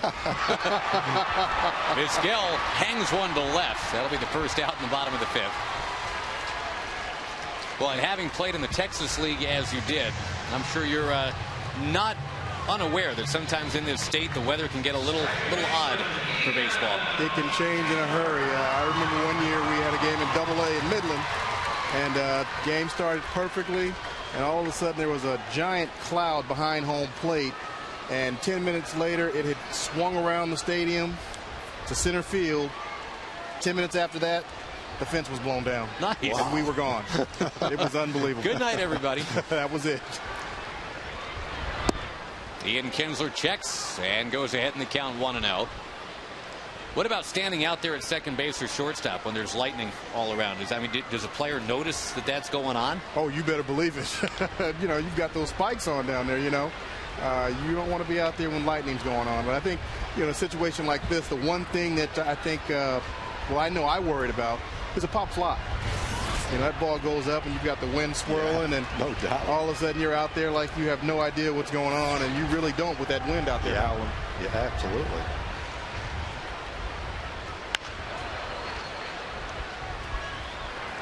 Kinsler rolls one foul. Let's quickly go to Jim Knox, try to get a weather update. This is the best person to get it from, Josh. Dennis Klein, course director of grounds. What's the latest? I saw you talk to the third base umpire. What'd you tell him? Well, I told him the majority of the heaviest stuff's to the west and south, and it's actually pushing south. We're right on the edge of it, but if it backs up on us, it could be an adventure getting the tarp out with this wind. But we'll have to play it by ear. Just curious, from your guys from the bullpen, groundskeeper bullpen, to the getting the tarp out on the field, have you ever timed them? How long does it take?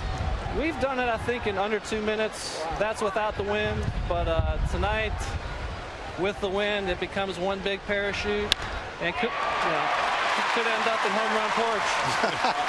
We may need some help. We'll recruit from the stands. And all right, Dennis, I'll let you get back to work. It could be a busy one for you. Josh?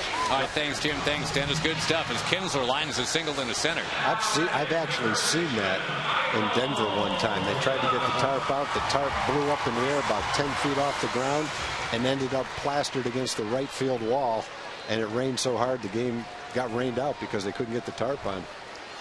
We are under a tornado watch here in Arlington right now. Well, we'll hope that Dennis's first report is right, that it's south and moving south.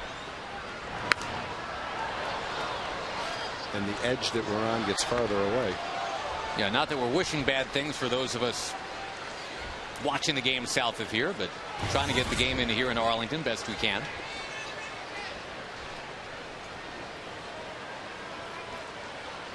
You weren't in the International League when Tidewater had the worm out, were you, Mac? No, I missed the International League. Well, I missed that one anyway, so I haven't heard about that one. I'll tell you about the worm out in just a second here. There's a snap throw to first base. Kinsler diving back in.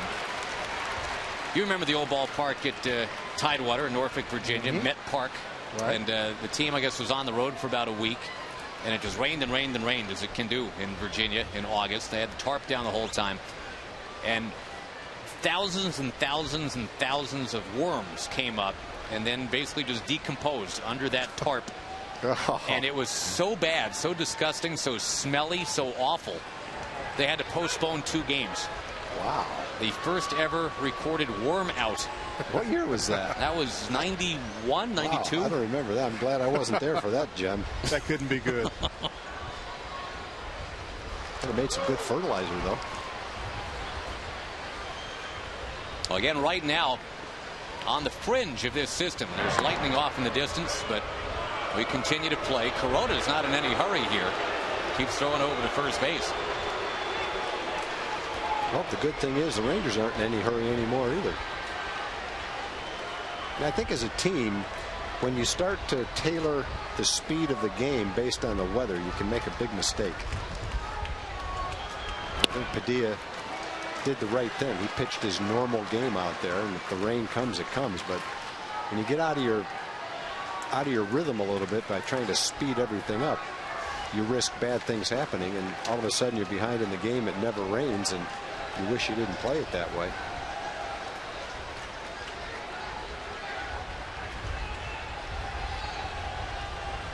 Kinsler not going. Michael Young hits it on the ground to short. There's one out. And Loney with the pick at first. It's a double play. That ends our time with Mark McLemore, unfortunately, but we got to tell some good weather stories. So. Yes, we did. I love the worm out story. See you on Rangers Live after the game. All right, babe, you got it. Thanks, buddy. Thanks, man.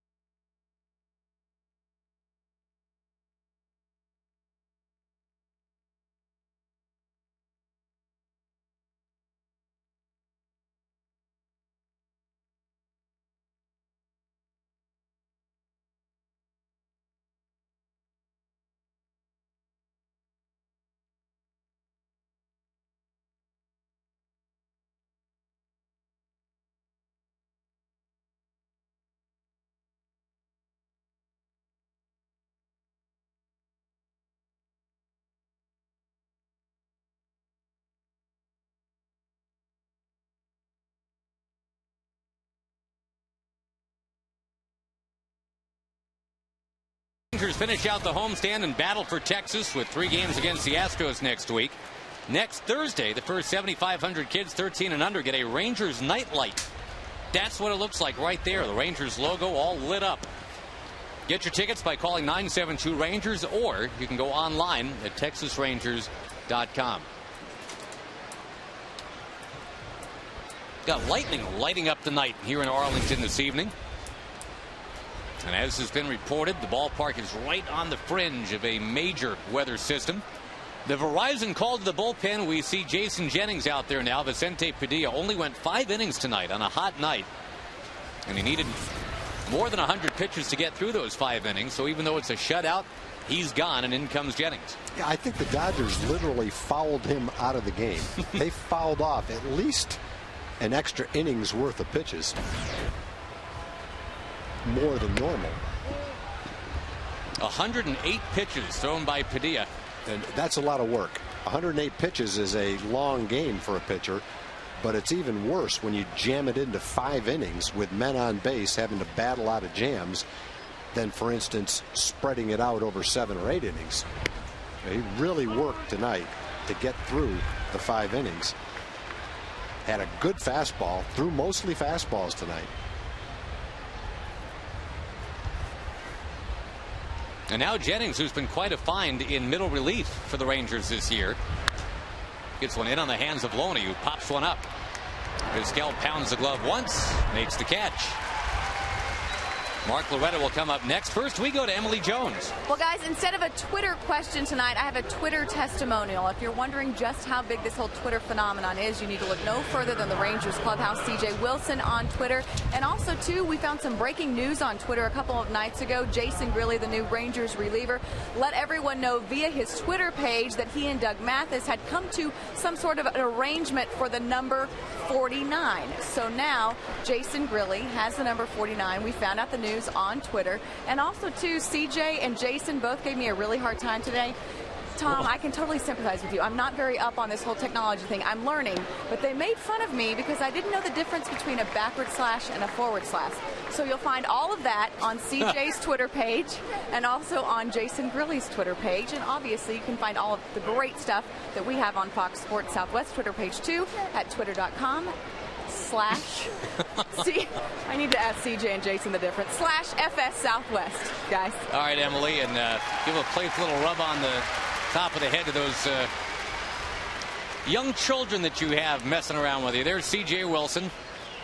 Big on the MySpace, big on the Twitter, big on just getting with his fans. I think it's actually a really nice thing. And Jason Grilli, same deal. CJ the other day updated everybody on who he was going to dinner with after the rainout on his Twitter page, and it was pretty much everybody in that bullpen. Well, I did not know Darren O'Day was known as Darren O'Dizzle. I guess it'd be a pretty good way to get a group of fans together for a party, for instance. Sure. CJ said, I'm going to such and such a place after the game. Love to see you there. Probably get a pretty good turnout, wouldn't you? I did that for my... sounds like a pretty good thing for like collaboration between a player and a restaurant owner. Absolutely. Restaurant owner says, hey, do me a favor. Twitter, you're going to be here tonight. Beer's on me. CJ twitters, I'm going to be at such and such a place tonight. Right. Has free drinks and maybe brings along 50 extra people. So it's a total win-win. It's a win-win. Jose Guzman and I just might have chatted. to start twittering. You should tweet. Guzzi's going to play conga drums tonight with me. Is he? At this musical appearance we're doing at Kirby's. And Don't tell it. Tweet it. I just told Guzzi if there happens to be a rain delay, I will get the word out by Twitter. Okay. On the Rangers TV Josh page. So I might be getting into this now. See, look at you. Although I'm with Emily on that. I have no idea what the difference between. I don't even know what they were. She doesn't know the difference the forward between slash and the backward slash? Yeah, I don't even know what they are. Well, one leans to the left, one leans to the right, basically. Are they straight lines or are they curved? No, they're diagonal. Oh. On the ground to third. I'm learning all sorts of stuff tonight. Getting the count, and Guzzi and I will see you after the game, and they'll drum all over you.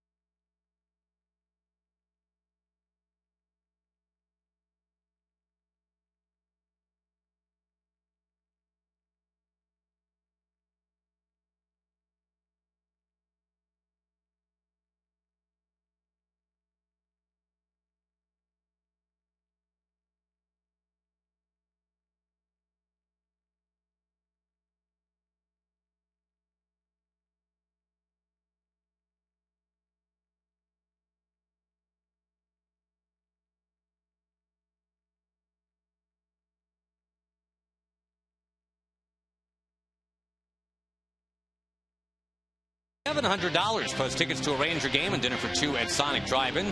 Good luck to Kenneth Wallace down in Italy, Texas.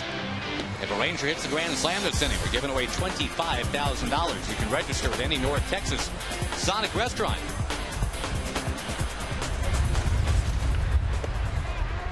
On a windy and rainy night, although the rain hasn't quite made it here yet.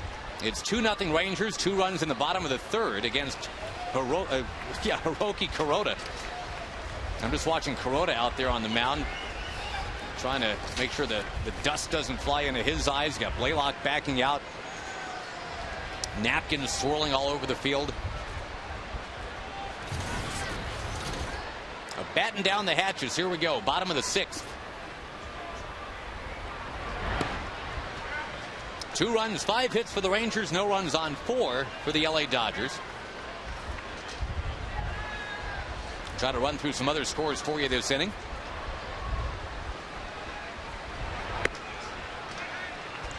The one non-intra-league game is underway. Arizona leading the Astros 2-0 tonight in the first.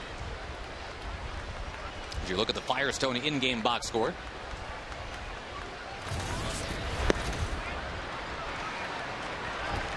Red Sox and Phillies now tied 2-2. That game is going to the 10th. Ryan Howard tied it in the bottom of the 9th with a home run. That's 19 for Ryan Howard this year.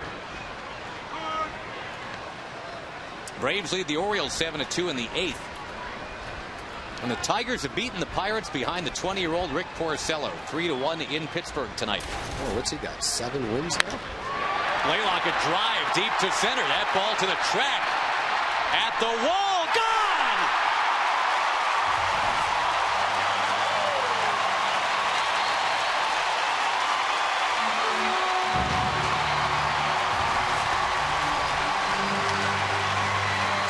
Well, Kemp ran into that wall hard. He didn't really get to the wall and jump. He jumped right into the wall. And if he did have a chance to catch that ball, I don't think he would have gotten his glove high enough anyway, as hard as he smashed into the wall.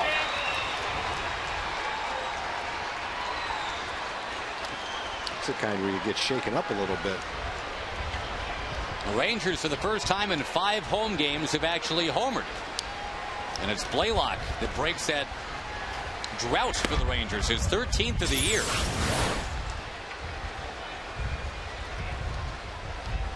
Watch Martin gets turned around. Boom. Ooh, I mean Kemp. Right into the wall. Now Nelson Cruz with a grounder to short.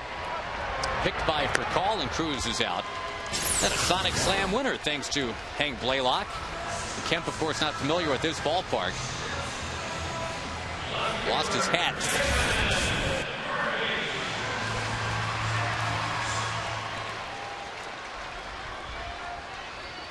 And back to your original question, Tag. Yes, Rick Porcello has 7 wins now. 7-4, 20 years old. 1 full year in the minor leagues is all. He was on a pitch count most of that in the Florida State League. I know it's not even halfway through the season yet, but Porcello and Elvis Andrus seem to be your top 2 candidates for Rookie of the Year right now. I would say at this stage of the season, that's true. A lot of things can happen, but right now that's true.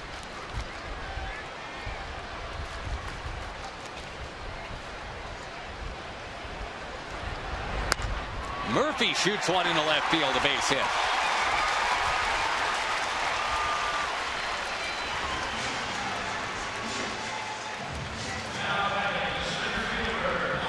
Hard to remember that he was 0 for 23 at one point this year. Well, since that 0 for 23, he's hitting just like you would expect David to hit and more. Rick Honeycutt comes out. Yes, Rick Honeycutt, former Texas Ranger, 2-time Texas Ranger. He was pitching coach for the Dodgers, and boy, he had some solid seasons for the Rangers in the 80s. Had that 14-win, 2.42 ERA season for the Rangers for Doug Rader. And then when Rick came back, he came back as a late inning bullpen guy.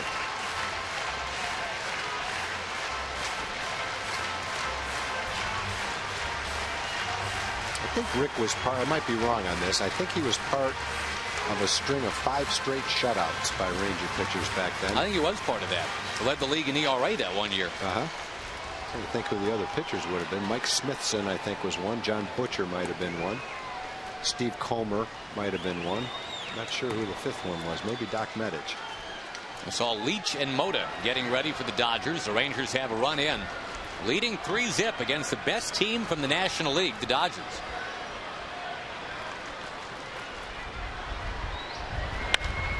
Cranked in left field right after the visit from Rick Honeycutt. Marlon Byrd is 2 for 3.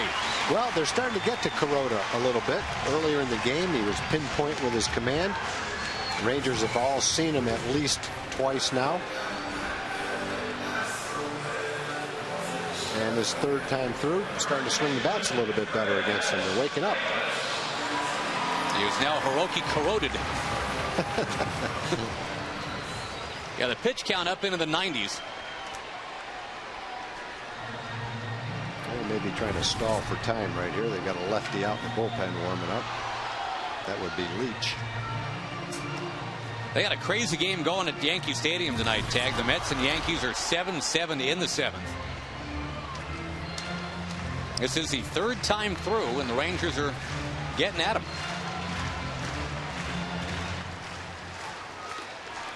Joe Torre is on his way to make that move. Boy, those are pretty dramatic numbers right there. Falling off the cliff right first there. First and second, and then the 3rd time. And that bearing out tonight, too. 3rd time through the lineup. The Rangers are 4 for 6. That's falling off the cliff like Thelma and Louise right there. That's below 200, below 100, and above 400. So out he goes. And indeed, the change being made. We'll come back and tell you about the new Dodger pitcher right after this.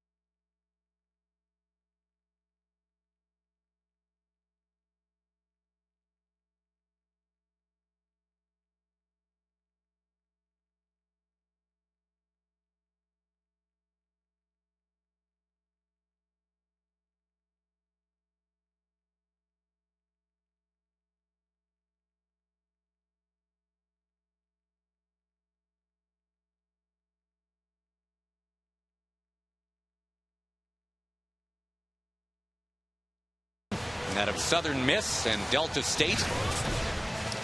A native Mississippian there. Will come on with a couple men on base and just 1 out. The Rangers already leading here 3-0 in the bottom of the 6th. The compelling item from Brent Leach's personal items, when you look in their media guide, says his favorite player of all time is Nolan Ryan. And he's got a chance to show off in front of Nolan Ryan right now if he chooses to. He's got 2 on, 1 out, and having to face the power hitting first baseman Chris Davis. I wonder if he's aware that Nolan is so close. Would that make him more nervous? Nolan ought to stand up, start waving his arms and screaming at him. Hey, big guy. Little bench jockeying. You got to worry about Davis in that batter's box. First, he's going to step back and look at the runner at second, Murphy.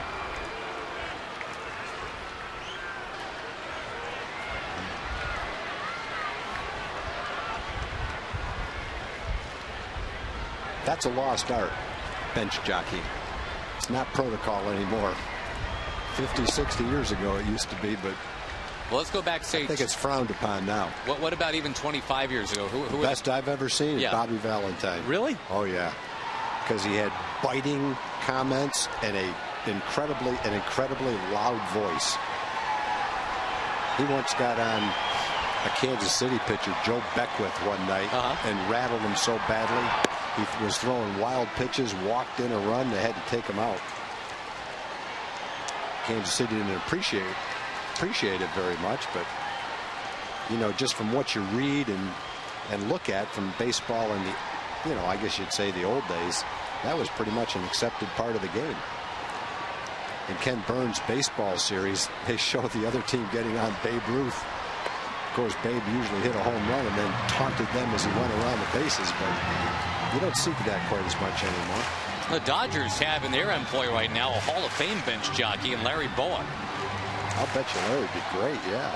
They say one year when the Davey Concepcion Larry Boa debate was in full swing, who was the better shortstop? Boa started calling Concepcion Elmer. And one day in August, Pete Rose finally sought out Boa during batting practice and said, hey, Concepcion wants to know why you call him Elmer. He's getting tired of that. Why do you call him Elmer? And Boa said, well, tell him every time I pick up a Reds box score, it says E. Concepcion. So I just figured E must stand for Elmer.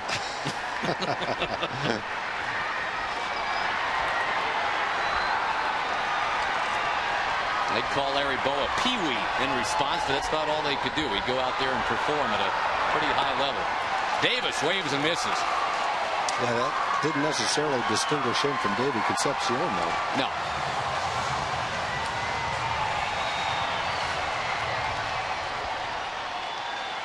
Well, there's one lefty in the bullpen, and he is done for the night. He faced a lefty, and now Joe's going to go get a righty, it looks like. Yeah, with Teagarden coming up, Mota's ready to go, and they'll go get him in a very long bottom of the sixth. The Rangers lead the Dodgers tonight by the score of 3-0. Back in just a moment.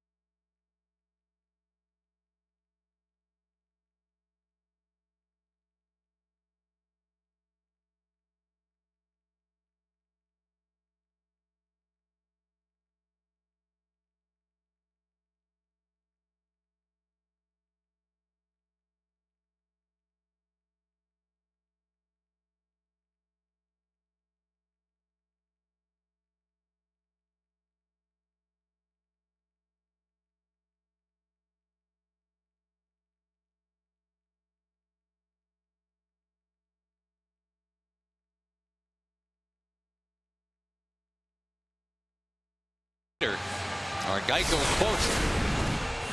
Actually, it's more of a statement about Josh Hamilton first. That State Farm Home Run Derby fan poll, as they try to encourage guys to participate in that home run derby. Why wouldn't you want to see Josh back in there? And now the quote. Kind of cryptic. We've all been told that it's 4 to 6 weeks that Hambone's going to be out. He says he's going to let us think it's 4 to 6, and well, maybe we'll see him sooner than later. Well, the one thing we absolutely don't want to see is Josh come back a little bit too soon and re-injure anything. You see Josh back. What a boost that's going to be. It's going to be like making a trade at the trade deadline. These Dodgers will have the same dynamic when Manny Ramirez comes back. Guillermo Mota will face Taylor Teagarden with 2 on, 2 out. The Rangers trying to extend a 3-0 lead.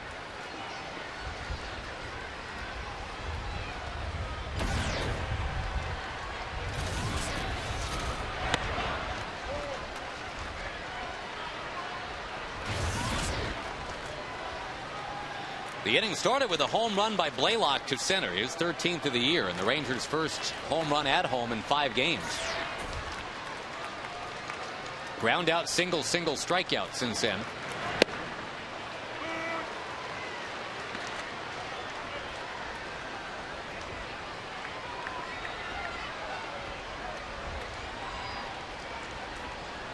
Knock wood, Tag, but the weather seems to have calmed down a bit right now.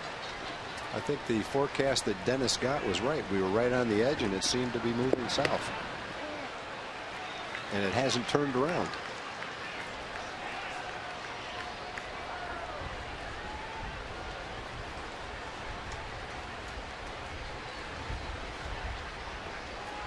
The Rangers out hitting the Dodgers 8-4 tonight.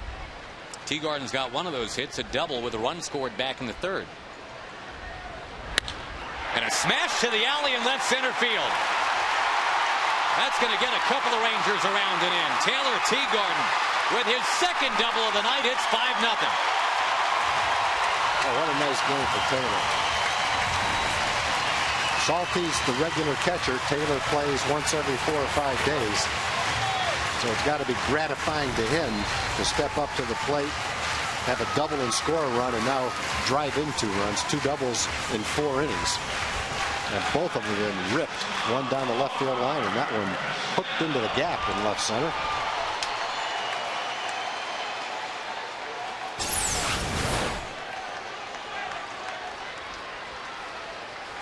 Your Steele pitch tracker, that one right down the middle for Taylor.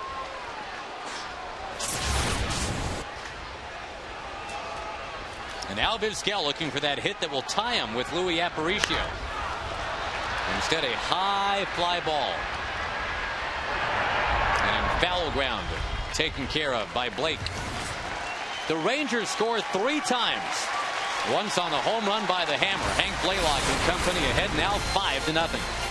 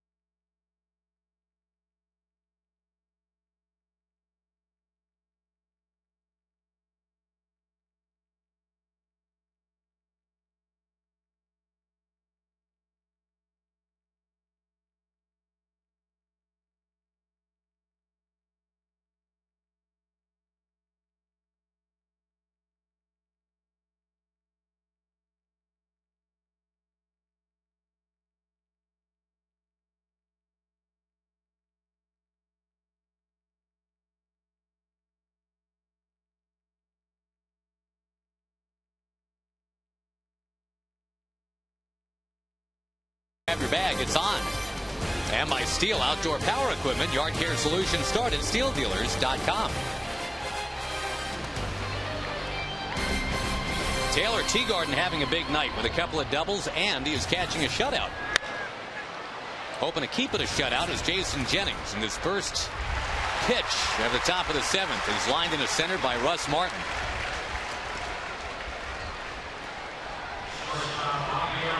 Got some emails wondering why Russ Martin has J. Martin on the back of his jersey. His mom's name, last name is Jensen, and that's who raised Russ Martin, was his mom, and wanting to give a little shout out to her, he wants to go by Russell Jensen Martin. So very nice. That's what the J is for, not for his first name or anything.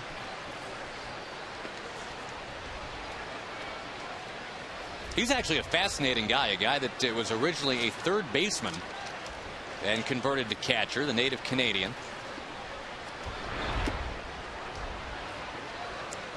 He has quickly become a very popular guy among LA Dodger fans.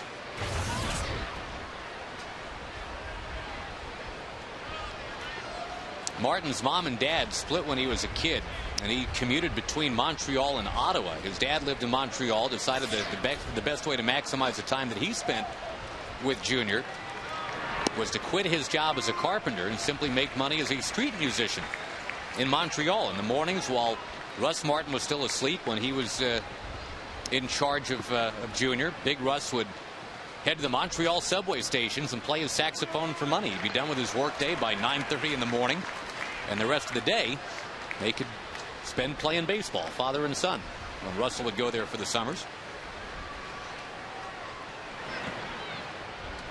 And on the jazz saxophone line that we're on here, Tag, Russ Martin's full name is Russell Nathan Coltrane Martin. Coltrane for the legendary jazz saxophonist John Coltrane. Wow. So interesting stuff. I owe it all to Vin Scully, who is not on the trip. There's a walk to Furcal. And the legendary voice of the Dodgers, the Hall of Famer Vin Scully, does not make road trips outside of the West Coast anymore. So I'll bet you Vin Scully doesn't tweet either. Yeah, you're probably right. Boy, that would be a shock. If I find out that Vin Scully tweets, I'm definitely on board. What if he's got like a cool Facebook page going too? Are you in on Facebook then? I might have to if it's good enough for him. I mean, he is the standard, isn't he? He is the most elegant broadcaster the baseball's ever had.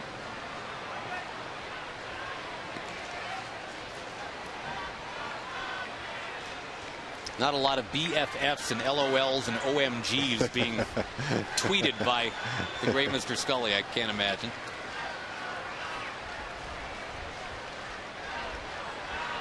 Juan Pierre, top of the order. He's ahead 2-0. Jennings and Pierre, one-time teammates. And right now, Jennings is behind him with a runner at first, one out. We're in the top of the seventh. Nice way to start this series for the Rangers. Again, the Dodgers, a top team in the National League at 40-21.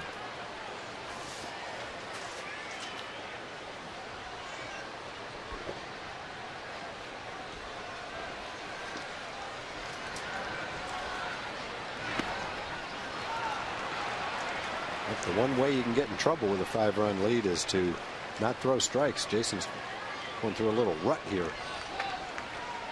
3-0 now on Pierre. Well, just like Padilla, 11 of the first 21 pitches thrown by Padilla were balls tonight. Same now for Jennings. There you go.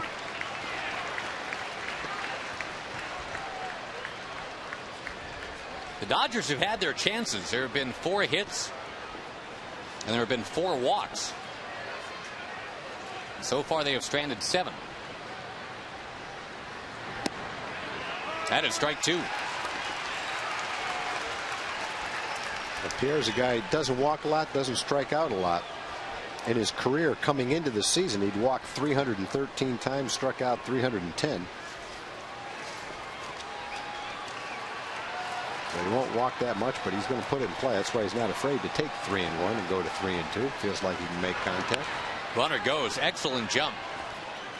But the ball fouled away. This year, Pierre's walked 14, struck out 15, almost even again.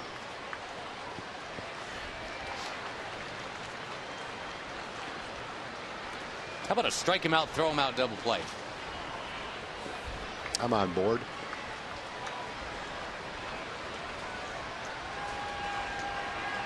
Outfield's around the left. Again, the runner goes. Ground ball to short. Kinsler unloads. Davis on the bag. It's a double play. Not to strike him out, throw him out, but that'll work too. It's a tough guy to double up in Juan Pierre. They got him. Well, they got him because Omar got rid of it so quickly and Ian turned it so quickly. Nice play. And it's a shutout at the stretch. 5-0.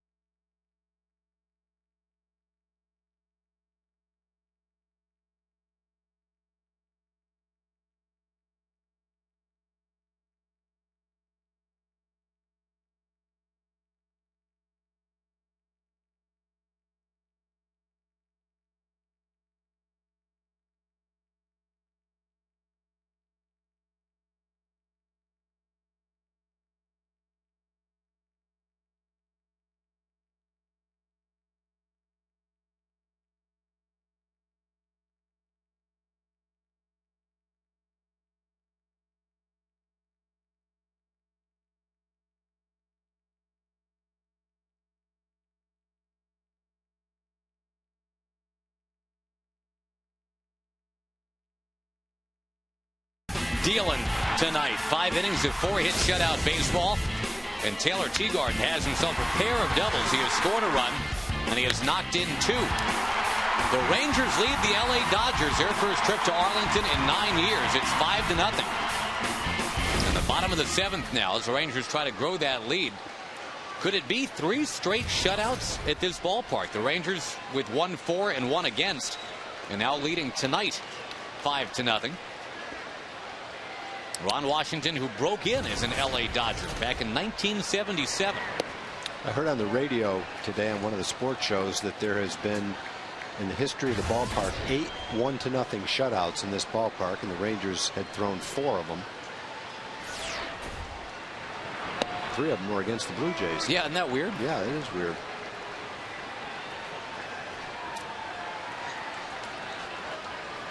A 1-0 win yesterday was largely Kevin Millwood, but boy, Darren O'Day was great again. And C.J. Wilson got the save. That one's down and into Kinsler.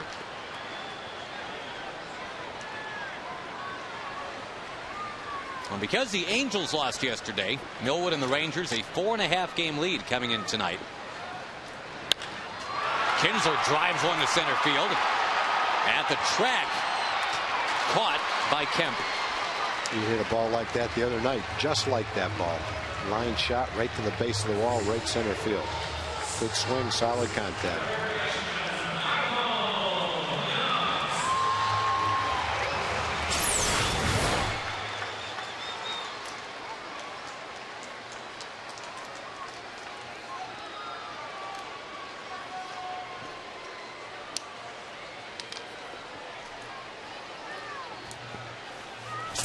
So now Michael Young, who had an RBI single back in the 3rd.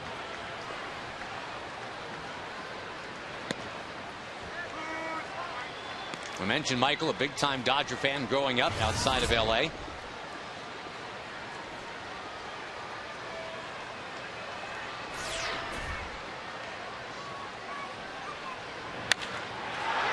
Another one that'll test out Kemp. He's got it. 2 line drives to center field. Motor not fooling anybody. First batter he faced was Teagard and doubled. Got Omar to pop up. Now 2 line shots right at the center fielder.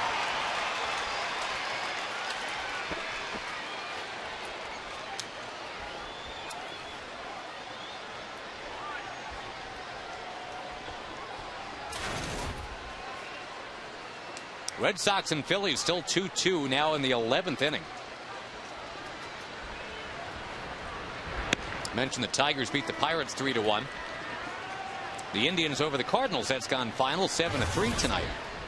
And the Braves won in Baltimore 7-2.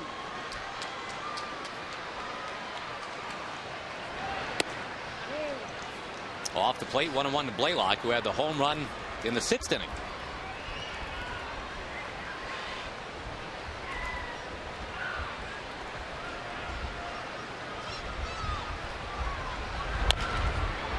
Moda scrambling, and he's got it. And the Rangers done batting in the 7th with a comfortable 5-0 lead on L.A.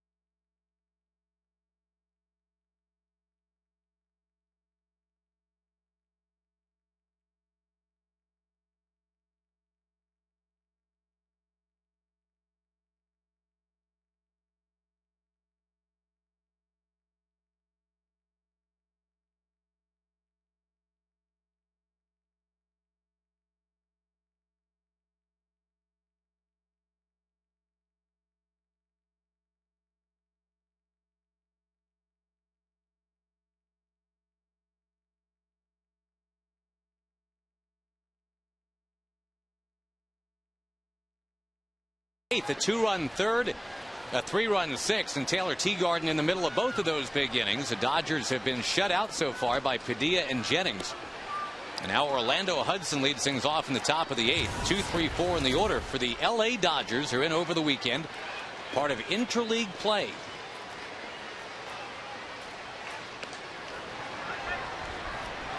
And the Dodgers last year, of course, caught fire after Manny Ramirez decided to stop by for that little summer fling.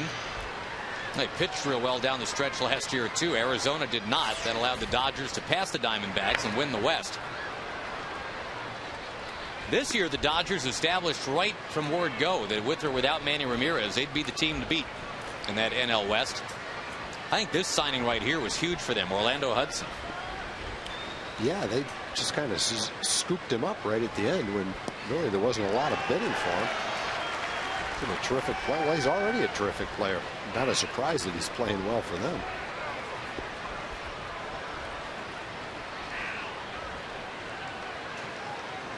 You know, and I guess one thing you could look at with the second baseman, especially in the American League, there aren't a lot of teams looking for second baseman in the American League. Right. Hudson is down on strikes. We go to Dana Larson down on the set of Rangers Live. We hope. All right, Josh, thanks a lot. Of course, Rangers Live is coming up right after the game, but we want to take this opportunity, if we can, to send a little shout out to the folks at Encore Energy. Of course, the extreme weather we've been experiencing in this week has taken its toll. Power has been out at thousands of homes and businesses all across the Metroplex, but the workers at Encore have been working tirelessly to change that. 3,400 crew members working round the clock to restore power. They've been successful in doing so for more than 400,000 and counting. They know it has been a difficult couple of days, and they want to thank everyone for their patience, and we want to thank them for their hard work, of course. And Josh and Tom, as we send it back to you, one more reminder to join us right after the game for Rangers Live. You bet. Thank you, Dana. It has been, a challenging couple of days all around the Metroplex. Well, one guy that's just getting better and better as the season goes on is Jason Jennings. His last start, he threw 2 solid innings, then gave up some runs when he went out for his third. This is the start of his 3rd inning tonight. His velocity is gradually creeping up to where the last couple of times out it's been 89 and 90. He's had the good breaking ball all the time this season, but nice to see his velocity coming back, getting stretched out a little bit. Again, this is his 3rd inning.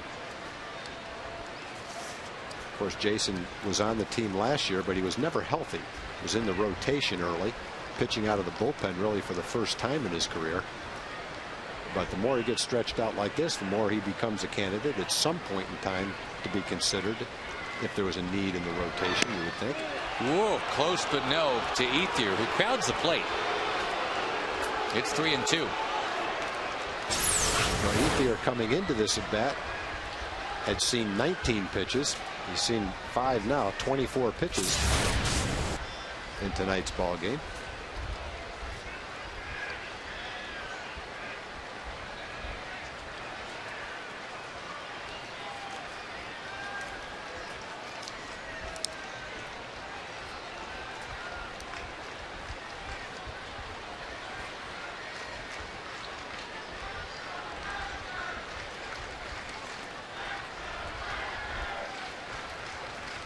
Jennings with the sign that he likes. Strikes him out. Pretty pitch. 2 down.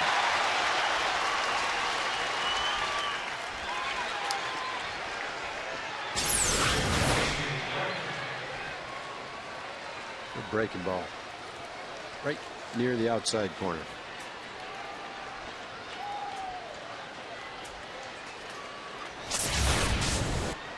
Now Casey Blake to the plate. Normally a guy who's up there for quite a while. 4 or 5 pitches anyway. Jason's faced the minimum amount of hitters, 8. He did walk a batter, but he was quickly erased on the double play. Beautiful double play that Omar and Ian turned. Well, the Rangers are surviving now without Frankie Francisco. It's been 9 days since he's pitched, going on 10.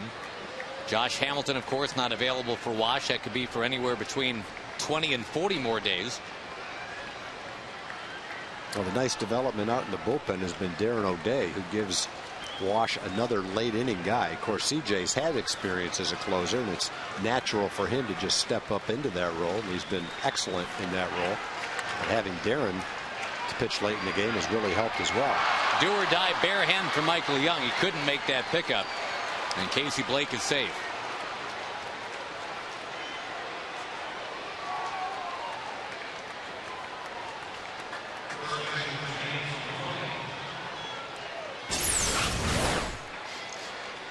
Playing back, so a long way to come in. Yeah, that's a tough ball to bare hand too, because it took a hop and it was going fairly hard too. But he didn't have much of a choice. You're going to try it that way and come up empty-handed, or he's going to beat it out anyway.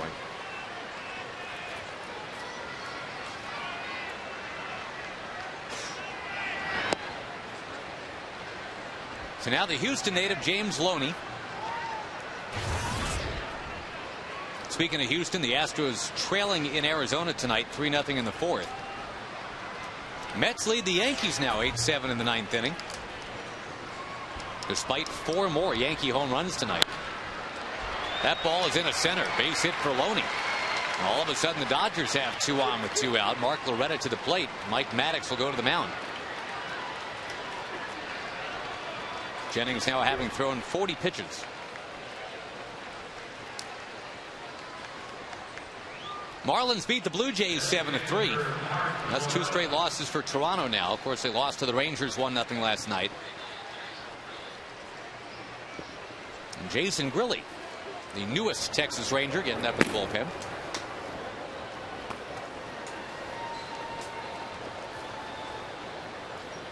Washington and Tampa Bay tied 3-3 tonight. That's in the 8th. And the Royals have defeated the Reds 4-1. We should mention, too, the Angels have taken an early lead on the Padres 3-0 on a Torrey Hunter home run in the first inning.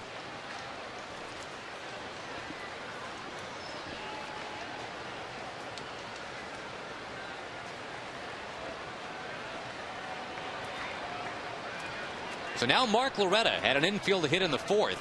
That's the only hit he's had his last 18 at bats. He's looking to bunt.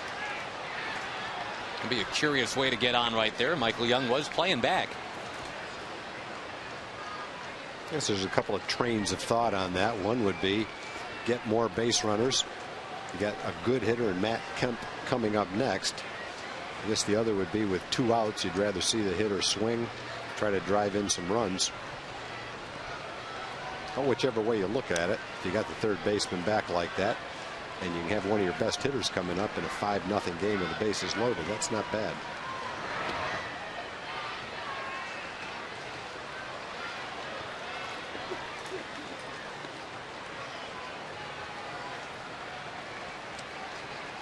A couple other scores real quick for you. The Brewers leading the White Sox 7-2 in the 8th tonight. That's in Milwaukee.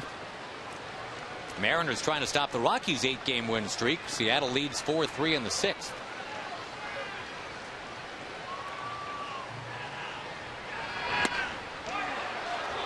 Jennings falls behind 2-1. Tried the fastball that time.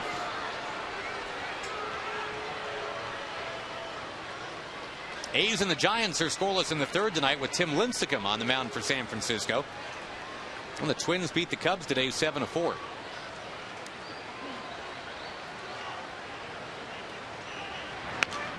Fouled away, 2-2.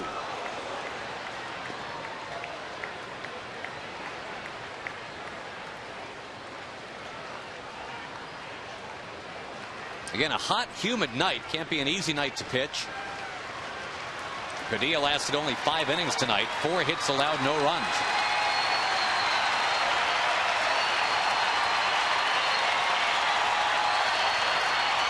Two on, 2 out, 2-2 pitch is inside. And the powerful Matt Kemp on deck.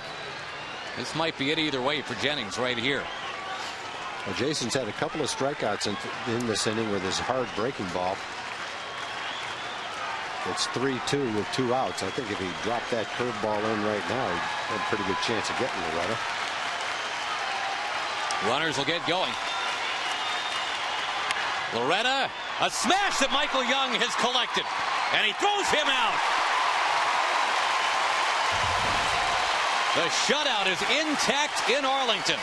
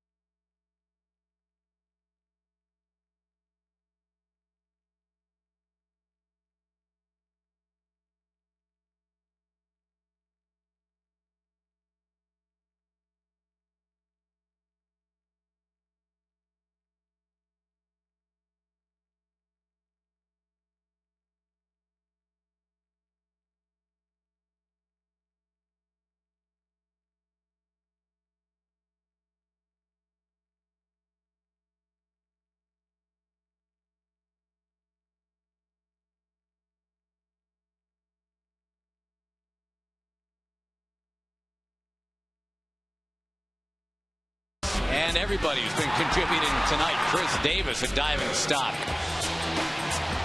Double play, Vizquel and Kinsel team up on that.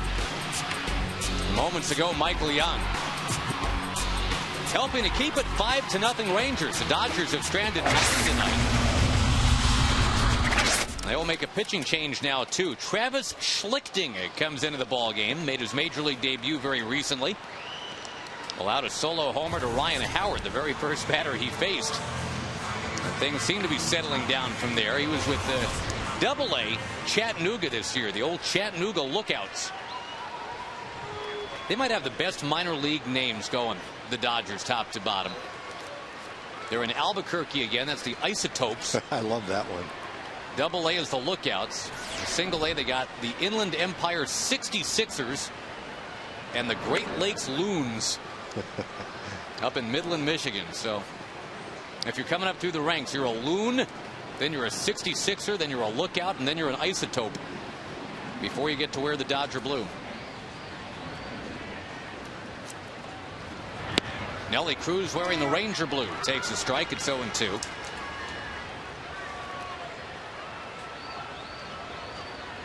Five innings from Padilla tonight, 3 from Jennings. On this warm night where we were right on the fringe of some awful weather, and it never did hit here. Schlichting originally signed as a minor league infielder. He was a 4th-round pick by Tampa Bay.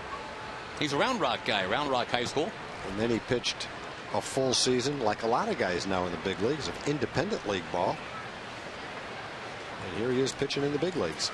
More and more you see independent league guys, mostly pitchers. Can't think of an independent league position player. I'm sure there are some, but most of them are pitchers.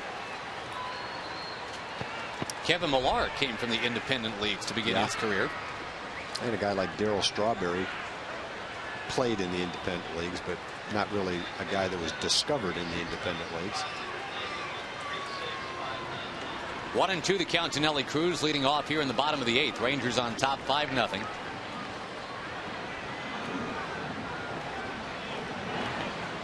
Crowd of 36,591 at the ballpark tonight. Another nice crowd expected tomorrow for the 7:05 game. Feldman against Wolf. We saw Wolf in spring training, and he was unbelievable that day. 6 innings of 1-hit ball that day. He had a tremendous curveball. and a good fastball. And a good pickup by the Dodgers. 3-2 to Cruz. And a solid year. 82 innings, 72 hits, not many walks, a lot of strikeouts, solid ERA. Nelly works a walk, leading things off in the bottom of the 8th. Dodgers had the day off yesterday. They're actually staying down in Dallas and making that commute, Dallas to Arlington this weekend. We go a shorter distance. We go to Jim Knox. All right, thank you, Josh. Got one Ranger fan here, knows exactly why the Rangers are winning tonight. Why? It's because of the Purple Pig. I started from my Dodger fan. He's not getting it back. We're going all the way to the World Series with the best record in baseball. Purple Pig! Purple Pig! Purple Pig! Woo! So, the power of the Purple Pig here in Club Level. All right. Who knew it was the Purple Pig all along? All right, thank you, Jim.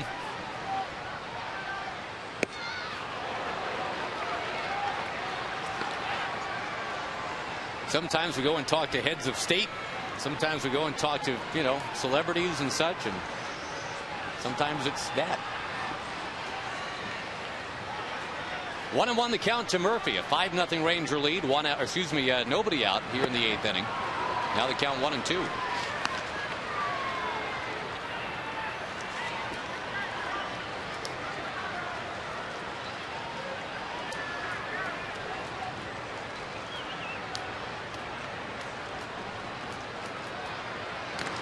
Cruz swan diving back in. Got the fireworks show after the game tonight.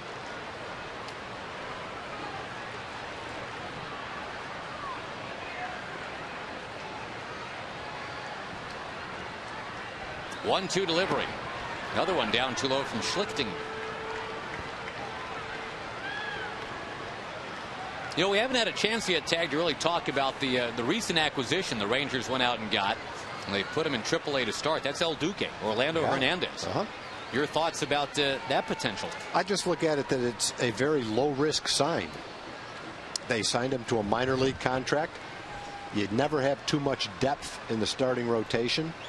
And if he's healthy, regardless of how old he is, it doesn't make much difference. And throwing well, and you have a need, you need some of that depth to be a great guy to pick from because he's got postseason experience, a tremendous postseason pitcher. He's pitched in pennant races. Great competitor. So I'm all for those kind of signs. Not taking the place of a young prospect. A good guy to have down there. If it works out great. If not, you haven't lost anything. Cruz is going. And Hudson couldn't get it.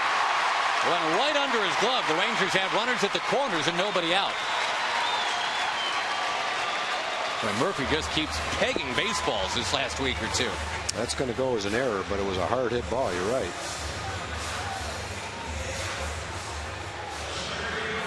Second ball that's gone underneath a good fielder's glove today. This one goes under Hudson's glove. Earlier in the game, one went under Loney's glove that Omar Vizquel hit. Hudson was going to cover second base. Cruz was running, and so he had to stop and go back. I don't know if that caused the ball to go underneath his glove. Well, a great chance for Bird here. The infield is coming in. Dodgers don't want to fall behind any further than 5-0.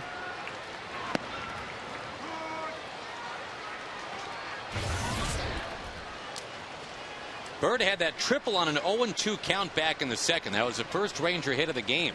And set a nice tone tonight.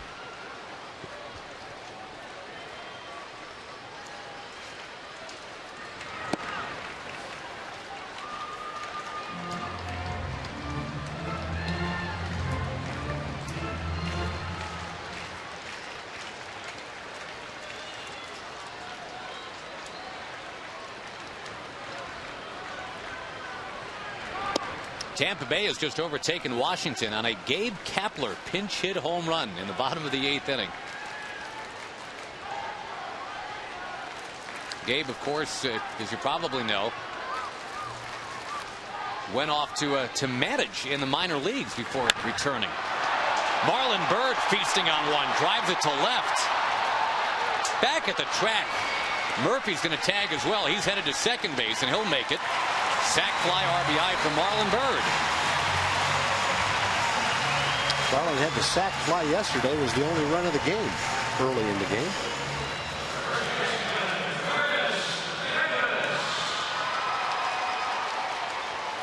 So 6-0 Rangers now.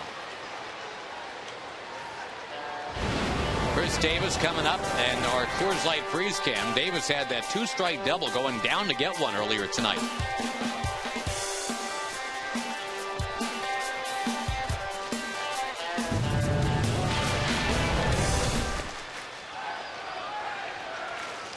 A walk, an error, and a sac fly as the Rangers add to their lead here in the 8th.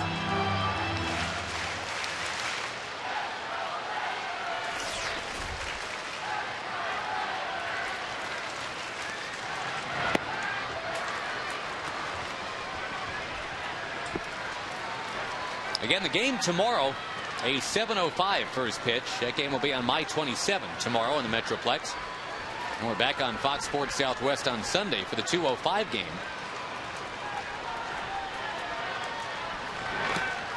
That'll be a fun pitching matchup Sunday.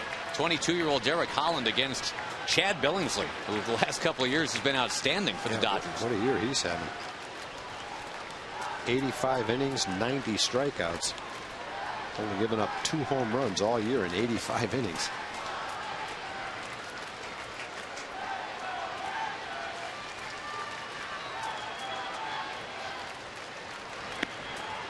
Outside, Schlichting.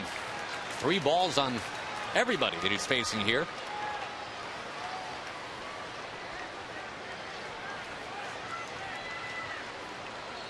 Two outs, 9th inning, 8-7, 2 on.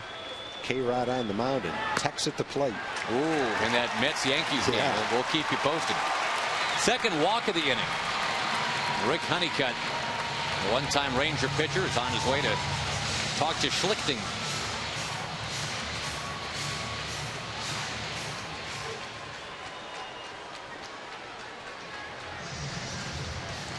It's fun to see former Rangers come back in a coaching mode.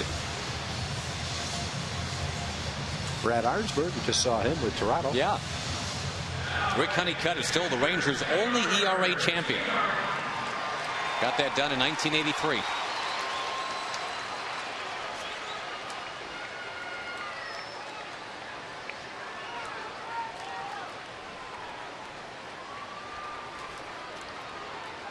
A big night for Taylor Teagarden. A pair of doubles.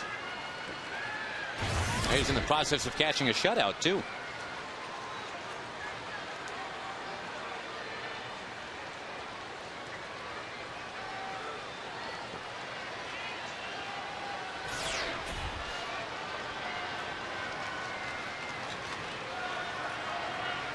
Omar Vizquel on deck. There's Teagarden sending one high in the air to center field. Murphy goes back to tag at second. And heading on to third. Let's see if Vizquel now can go ahead and tie Luis Aparicio for the most hits ever by a native of Venezuela. He's got that shot right now against Schlichting.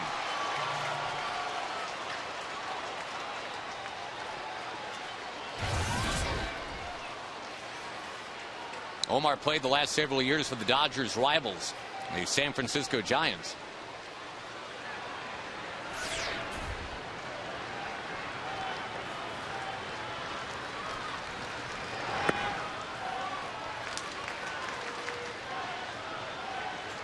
And the Rangers trying to make it 29 wins in their last 45 games. They're back to scoring some runs tonight. They had 4 runs total their last 3 games combined. They have 6 runs tonight.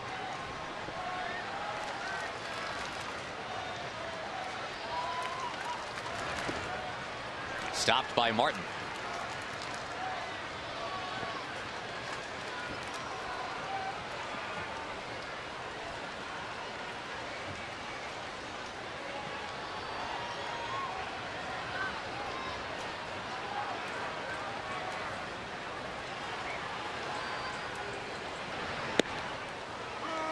In there for strike 2. Well, the Rangers have worked over Schlichting.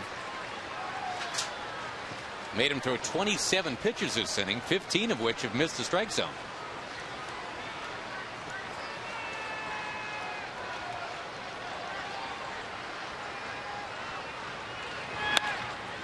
Deflected slowly towards second base. Can Vizquel get there? No. He is still one away from Aparicio. But now we go to the ninth. It's the Rangers 6 and the Dodgers nothing.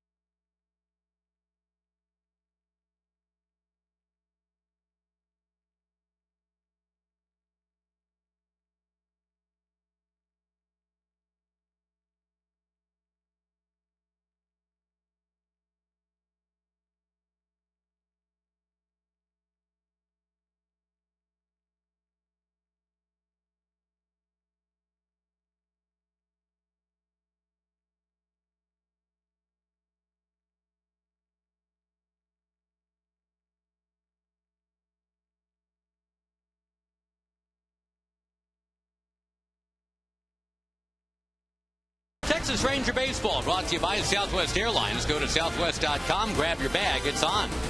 By Romano's Macaroni Grill and by your Texas Ford dealers. Check out the all-new F-150 and drive one. Ford is the best in Texas. First trip to Arlington for the LA Dodgers in 9 years, and they don't have any runs yet tonight. 6-0 Rangers as we go to the ninth. Jason Grilli, just added to the team from the Colorado Rockies, will take over to pitch this ninth inning. Padilla went 5 tonight. Jennings went 3. And now Grilli, who saw the Dodgers a lot because the Rockies play the Dodgers a lot, he's going to deal a strike to Matt Kemp.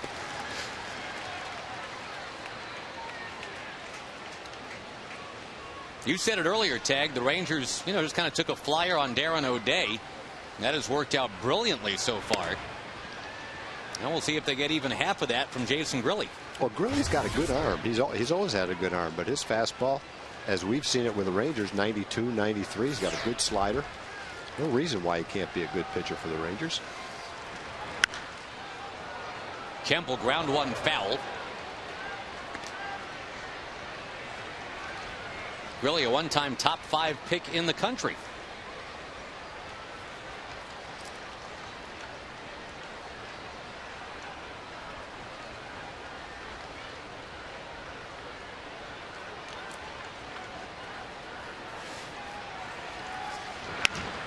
Another grounder foul. By the way, the Angels lead the Padres tonight 4-1. As they're wearing out the camera well down there.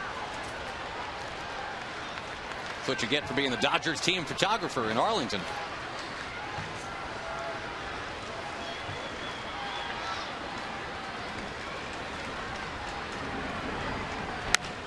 Fly ball this time beyond Kinsler towards right. And Nelly Cruz will put it away. One down.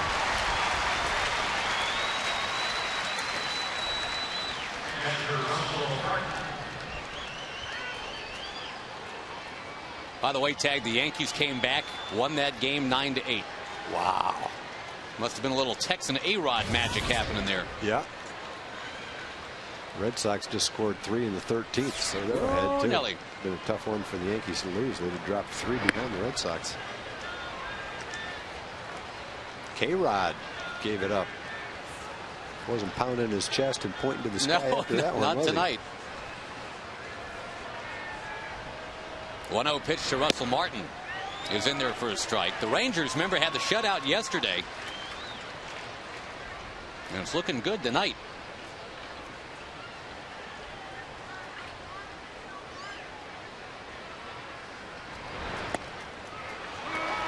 That one rolls on in there. Kevin Millwood, 7 2/3 of shutout baseball yesterday. The Rangers got only 5 innings from Padilla tonight. It was a hard-earned 5 innings tonight. Dodgers with just a bunch of foul balls. Good slider. Yep, and another pop-up. Kinsler is tracking it. Ian has got it, and the Rangers are an out away. Yeah, since the bad outing in New York, Vicente has come back with a really good outing in Boston and a solid outing tonight. A lot of pitches, but as you say, the Dodgers made him work. He had a good fastball tonight. You could tell he was feeling good. Good velocity on his fastball. He battled all the way. 108 pitches in 5 innings. He had to be battling. But he stands to get his second win in a row. At a time when the Rangers are looking for wins. This is never a time they're not looking for wins.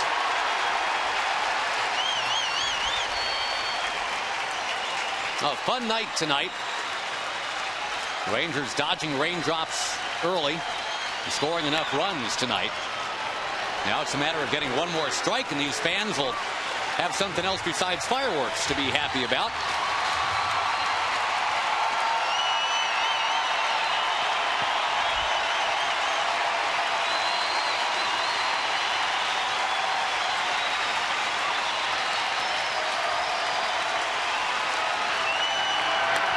Slugged into right field. Nelly Cruz is back, and he can't get it. That'll skip up against the wall. That will delay all of what we're waiting for right now. For a call, rips at double. Juan Pierre will come up.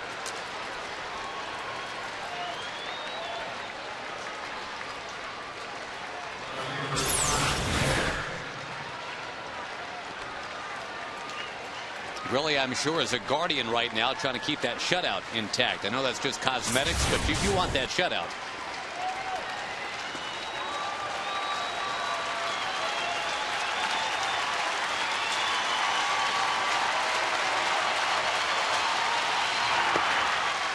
Ball 1 to Pierre. And don't forget, Rangers Live comes up right after the game tonight.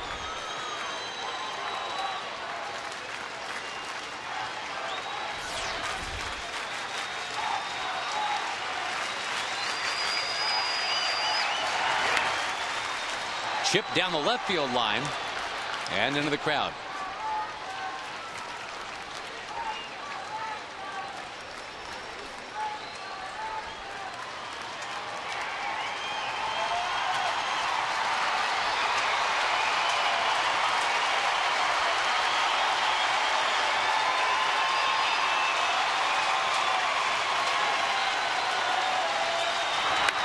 Another one into the crowd, and again the Dodgers down to 1 strike left.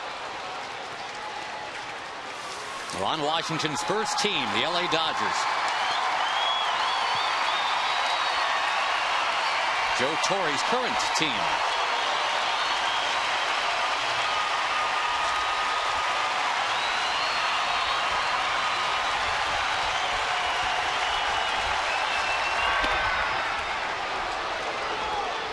Two and two.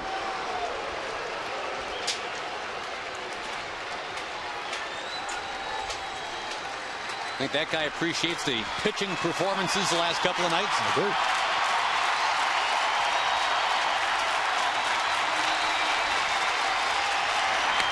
On the ground, Omar Vizquel throws to Young, and nothing else is happening.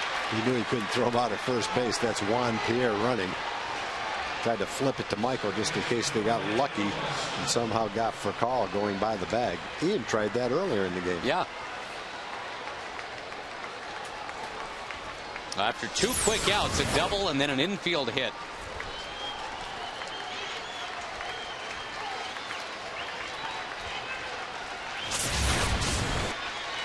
Now Orlando Hudson trying to bust up the shutout.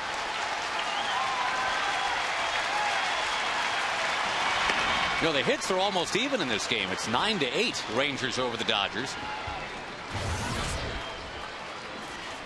See if the Dodgers end up stranding 11 tonight. Right now it's at 9. The Rangers have benefited by a couple of LA errors. They've got a couple of unearned runs in the game. Juan Pierre just trots into second base. No throw. That'll be defensive indifference. And a 2-0 count to Hudson.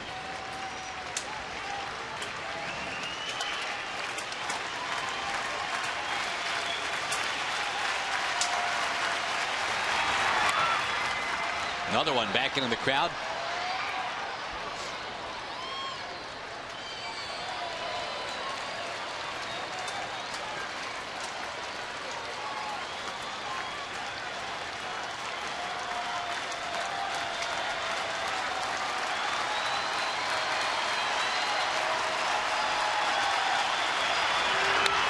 Chop ball, Grilly's got it.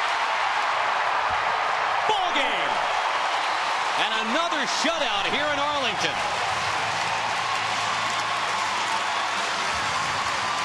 Whether it is Blue Jay blue or Dodger blue, these boys in blue